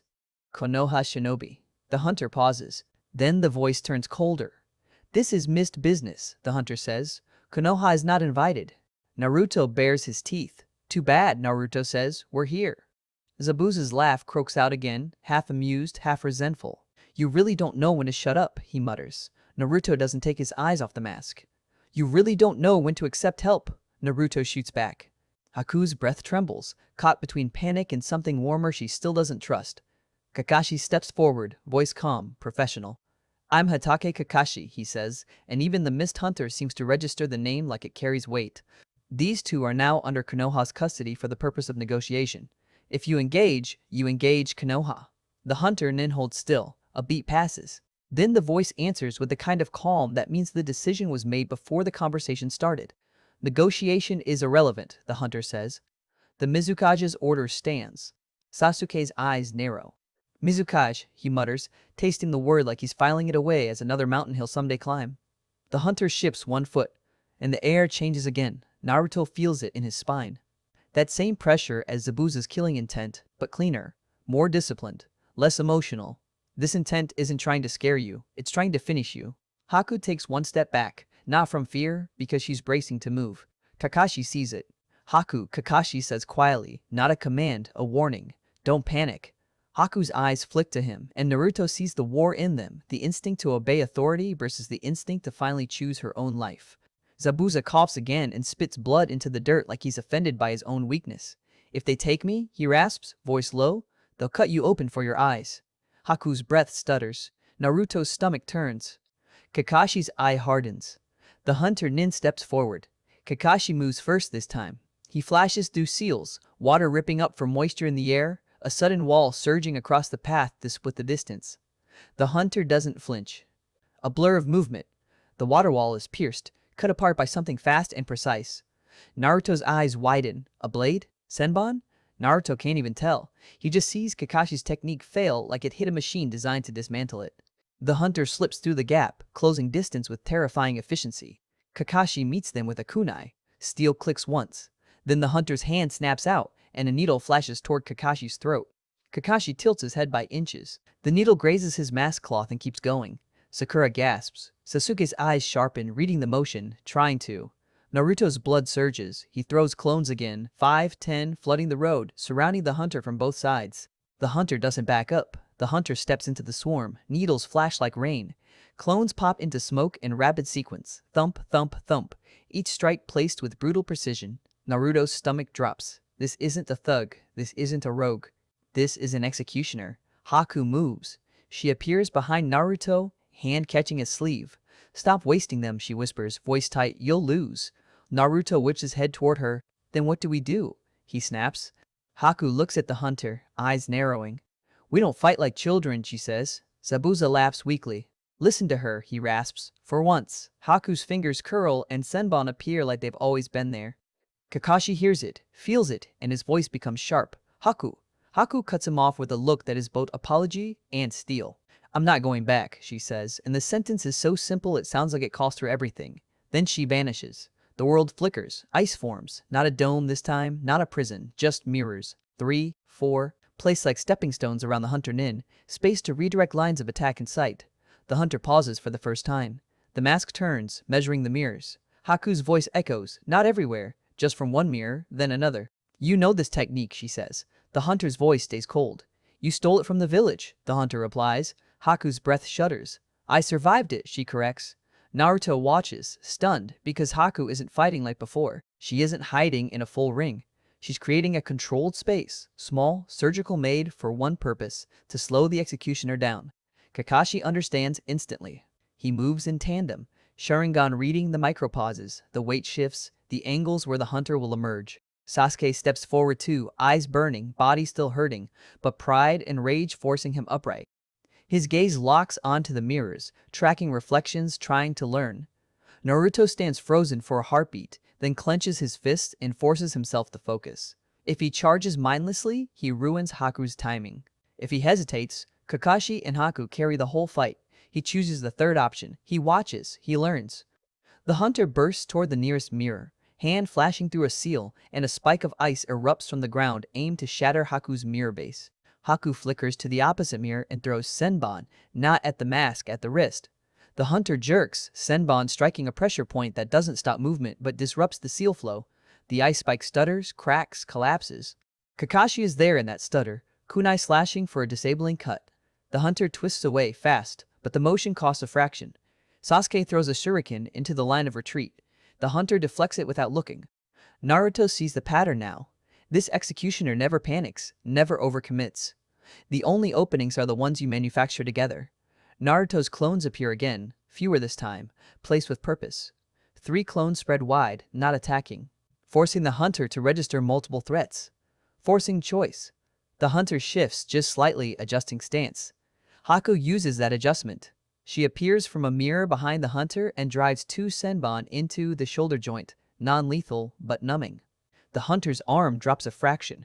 Kakashi lunges, aiming for the other arm. The hunter twists away again, but slower now, because Haku's Senbon are stealing function. Naruto's eyes widen. They can win, not by overpowering, by stripping the machine apart piece by piece.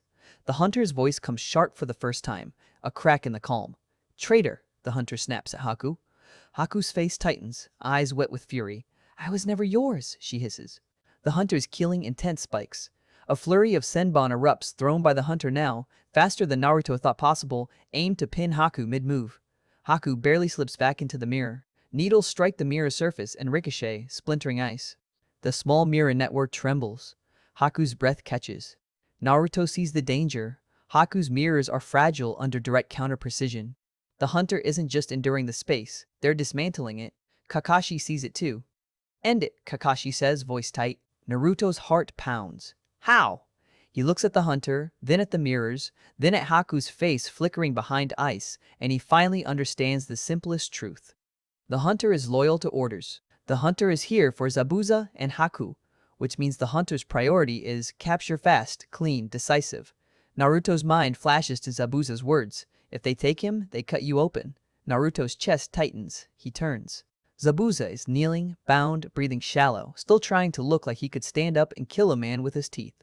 Naruto runs to him. Kakashi's eye flares. Naruto. Naruto doesn't answer. He grabs Zabuza's bindings and yanks. Zabuza's eyes widen. What are you doing, brat? Naruto snarls through clenched teeth. You want out? Naruto says. Then help. Zabuza coughs, then laughs weakly. You're insane. Naruto jerks the rope again, loosening it. Yeah, Naruto snaps. Move. Zabuza's grin flashes, then he moves. Not cleanly, not smoothly. But he pushes up to his feet, swordless, wounded, breathing ragged, eyes lit with the kind of stubborn hate that makes men refuse death. The hunter feels it. The mask turns towards Zabuza. And in that turn, the hunter's focus shifts. That's the opening. Haku steps out of the mirror, fully, openly, and throws a single senbon, not to kill. To distract the mask's eyeline for a fraction. Kakashi is already moving. He closes the distance like a shadow. His hand flashes, chakra concentrated, not a full killing strike, not the lightning he used before, but a precise hit to the pressure point at the base of the neck. The hunter's body locks for one heartbeat. One heartbeat is enough. Sasuke steps in, kunai cutting the strap that holds the mask secure. Naruto's clone grabs the hunter's arm and yanks down. The mask snaps loose and falls. The hunter's face is revealed, young, stern, eyes hard with doctrine. And in the same instant, the hunter sees Zabuza standing free and Haku standing unmasked and alive and choosing. The hunter's expression flickers, not fear, confusion, because doctrine doesn't have a page for this. Kakashi's kunai is at the hunter's throat now, steady. It's over, Kakashi says. The hunter's jaw tightens. You will not keep them, the hunter says, voice shaking with controlled rage. Kakashi doesn't blink. Watch me, Kakashi replies. Naruto's chest heaves, adrenaline buzzing. Haku steps closer, eyes wet, voice quiet. Go back, she says. Tell them I'm gone. The hunter's gaze snaps to Haku. You'll be hunted, the hunter spits, for the rest of your life. Haku's throat tightens. I'd been hunted my whole life, she says softly. At least now I'm running towards something. Naruto hears that and feels something settle in his chest, heavy and warm. Zabuza coughs and wipes his mouth again, glaring at the hunter. Tell your Mizukage, Zabuza rasps, that if he wants my head, he can send someone better. The hunter's eyes flare with hate. You're finished, the hunter snarls. Zabuza's grin is thin. Maybe, he rasps, but not today. Kakashi steps back half a pace, keeping the kunai ready. You will leave, Kakashi says. Now. The hunter's gaze flicks to Naruto, to Sasuke, to Sakura, to Haku, to Zabuza. Calculating. Then the hunter's shoulders rise and fall once, controlled. They step back, slow, not because they're afraid, but because they're outplayed. The hunter retrieves the fallen mask, straps it back on, and speaks one last time. Cold, precise.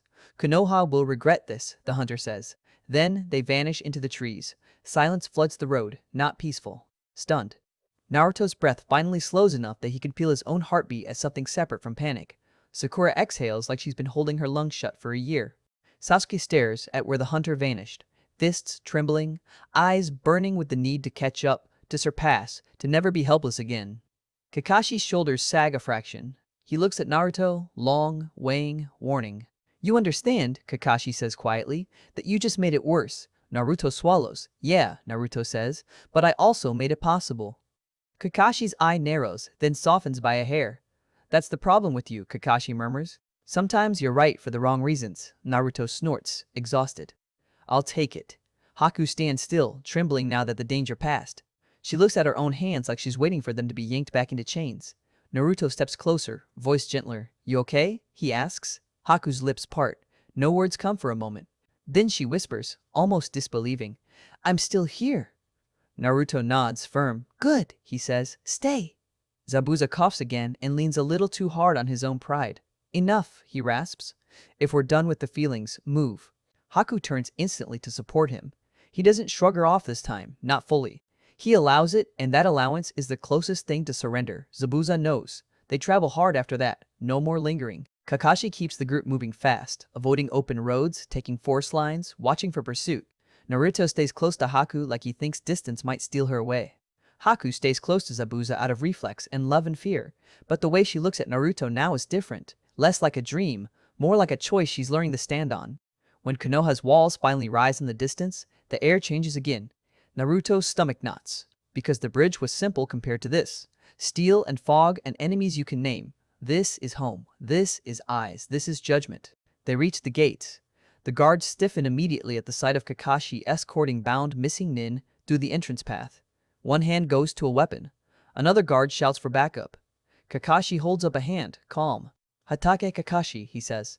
Immediate audience with the Hokage. The guards' faces tighten at Zabuza's name when Kakashi says it. Their gazes flick to Haku, unmasked, delicate-looking, and still somehow dangerous, and the suspicion in their eyes is sharp enough to cut. Naruto feels Haku flinch beside him. He steps closer on instinct, not touching, but shielding with presence.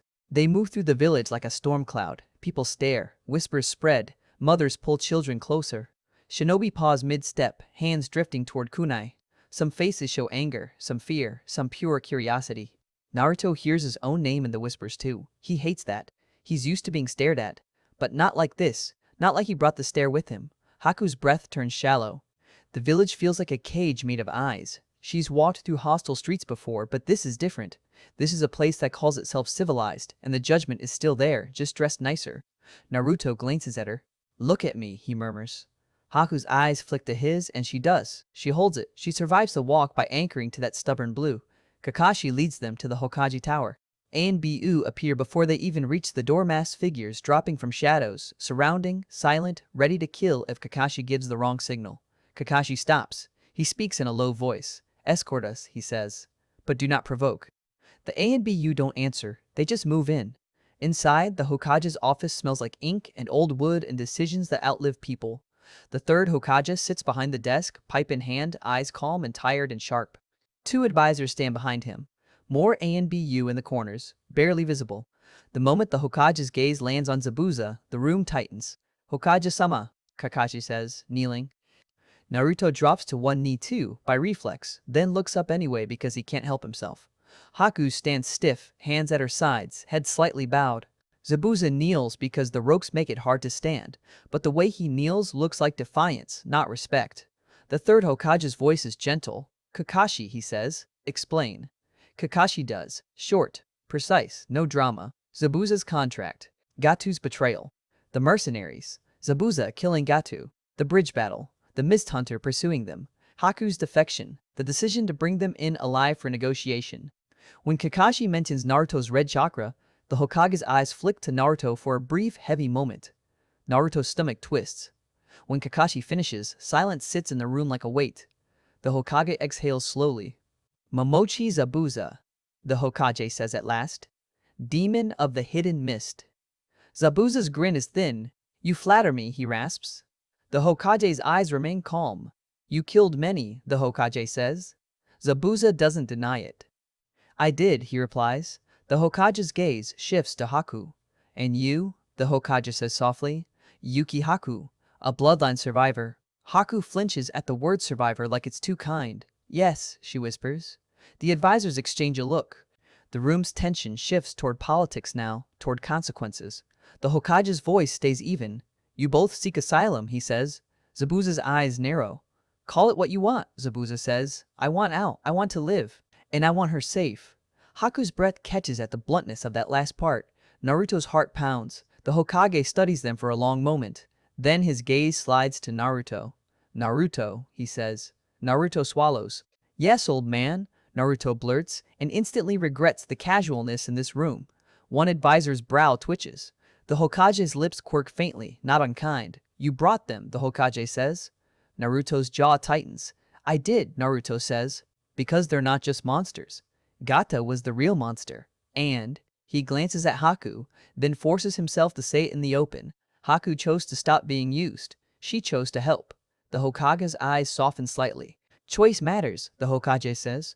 Naruto nods hard. "Yes," he says. The Hokage looks back to Zabuza. "You understand," the Hokage says, "that Konoha cannot simply welcome you. There will be anger. There will be fear. There will be those who will demand your execution." Zabuza's grin is bitter. "I know," he says. The Hokage's voice remains calm. However, he continues, Konoha also recognizes the value of a shinobi who turns against exploitation. Gato's death removed a threat to Wave. Your actions on that bridge prevented further civilian slaughter. Zabuza's eyes narrow. Don't praise me, he rasps. I didn't do it for morals. The Hokage nods once. I'm not praising your morals, he replies. I'm acknowledging the reality. Silence again. Then the Hokage speaks the words that shift everything. I will not execute you today, he says. Zabuza exhales sharply, half laugh, half cough. Haku's eyes widen, wet. The advisors stiffen, about to object. The Hokage raises a hand. You will be detained, the Hokage continues. You will be questioned, you will be monitored. If the mist demands your return, we will negotiate from a position of strength. Zabuza's grin returns, faint. Strength, he rasps. Good. The Hokage's gaze turns to Haku. Yuki Haku, he says gently, you will be placed under protection, not as property, as a person under Konoha's custody. Haku's breath catches. Her eyes spill. Yes, she whispers, like the word is too big to hold. Naruto exhales, relief and fear tangling. Then the Hokage's eyes settle on Naruto again, and that relief tightens into tension. And Naruto, the Hokage says, voice quiet, your power, we will discuss it, soon. Naruto nods once tight. Yes, he says. Kakashi stands. I'll take responsibility, Kakashi says, voice steady. The Hokage nods. I know you will, he replies. A and BU step forward to escort Zabuza and Haku away. Haku flinches at the movement, but she doesn't fight. She looks at Naruto once, a silent question in her eyes. Is this real? Is this safe? Naruto steps closer, just enough that she can hear him. It's real, he whispers. I'm still here. Haku's lips tremble. Then she nods, small, and lets the A and BU guide her. Zabuza shifts as they move him too, resisting the urge to make it ugly. He pauses at the door, turning his head toward Naruto, grin thin. You got what you wanted, brat, he rasps. Naruto narrows his eyes. I'm not done, Naruto says. Zabuza's grin widens just a fraction. Neither am I, Zabuza replies. Then he's gone down the corridor, chains and pride moving together. The room empties. The Hokage sighs, old and heavy, then looks at Kakashi. This will bring trouble, he says. Kakashi nods. I know, he replies. The Hokage's gaze slides to Naruto, softer now. But it may also bring change, he says. Naruto's chest tightens. He thinks of Wave. The villagers charging with tools. Inari shouting through fear. Haku choosing herself. Zabuza, bleeding and stubborn, admitting he wanted out. Naruto swallows hard. I'll handle it, Naruto says, voice quiet but firm. Kakashi's eye crinkles faintly. That's what I'm afraid of, Kakashi murmurs. Days pass. Not clean days. Days full of whispering corridors, A and BU shadows, sealed rooms, questions that feel like knives disguised as paperwork. Naruto is pulled into meetings about the Nine Tails, about control, about training. Kakashi watches him like a hawk. Sakura stays close, worried in a way she can't fully explain. Sasuke trains harder, anger sharpened into obsession, because he refuses to be the one left behind. Haku is kept safe, but safe still feels like a cage. She is watched. She is tested. She is treated like a bomb that might decide to explode. Some shinobi stare at her with hatred, some with fear, some with a curiosity that feels like a dissecting knife. Naruto shows up anyway. He shows up outside her assigned quarters with a grin that refuses to die. He shows up with ramen. He shows up with loud stories about Kakashi being annoying, and Sakura being scary, and Sasuke being a jerk. He shows up again and again, not because it fixes everything, but because presence is what Naruto offers when he doesn't know how else to protect someone. One evening, as the sun bleeds orange over the rooftops, Haku sits with Naruto in a quiet courtyard, hands folded in her lap like she's still not sure she's allowed to exist without permission. Naruto slurps ramen too loudly. Haku watches him, lips twitching. You're unbelievable, she murmurs. Naruto grins around noodles. Yeah, he says. I know. Haku's gaze softens. Thank you, she says quietly. Naruto pauses, looks at her, suddenly serious. For what? He asks. Haku's throat tightens. For not letting me disappear, she whispers. Naruto's chest tightens. Don't say it like that, he mutters, annoyed at the sadness in her voice. Haku's eyes shine. It's true, she says. People disappear all the time. Naruto's jaw clenches.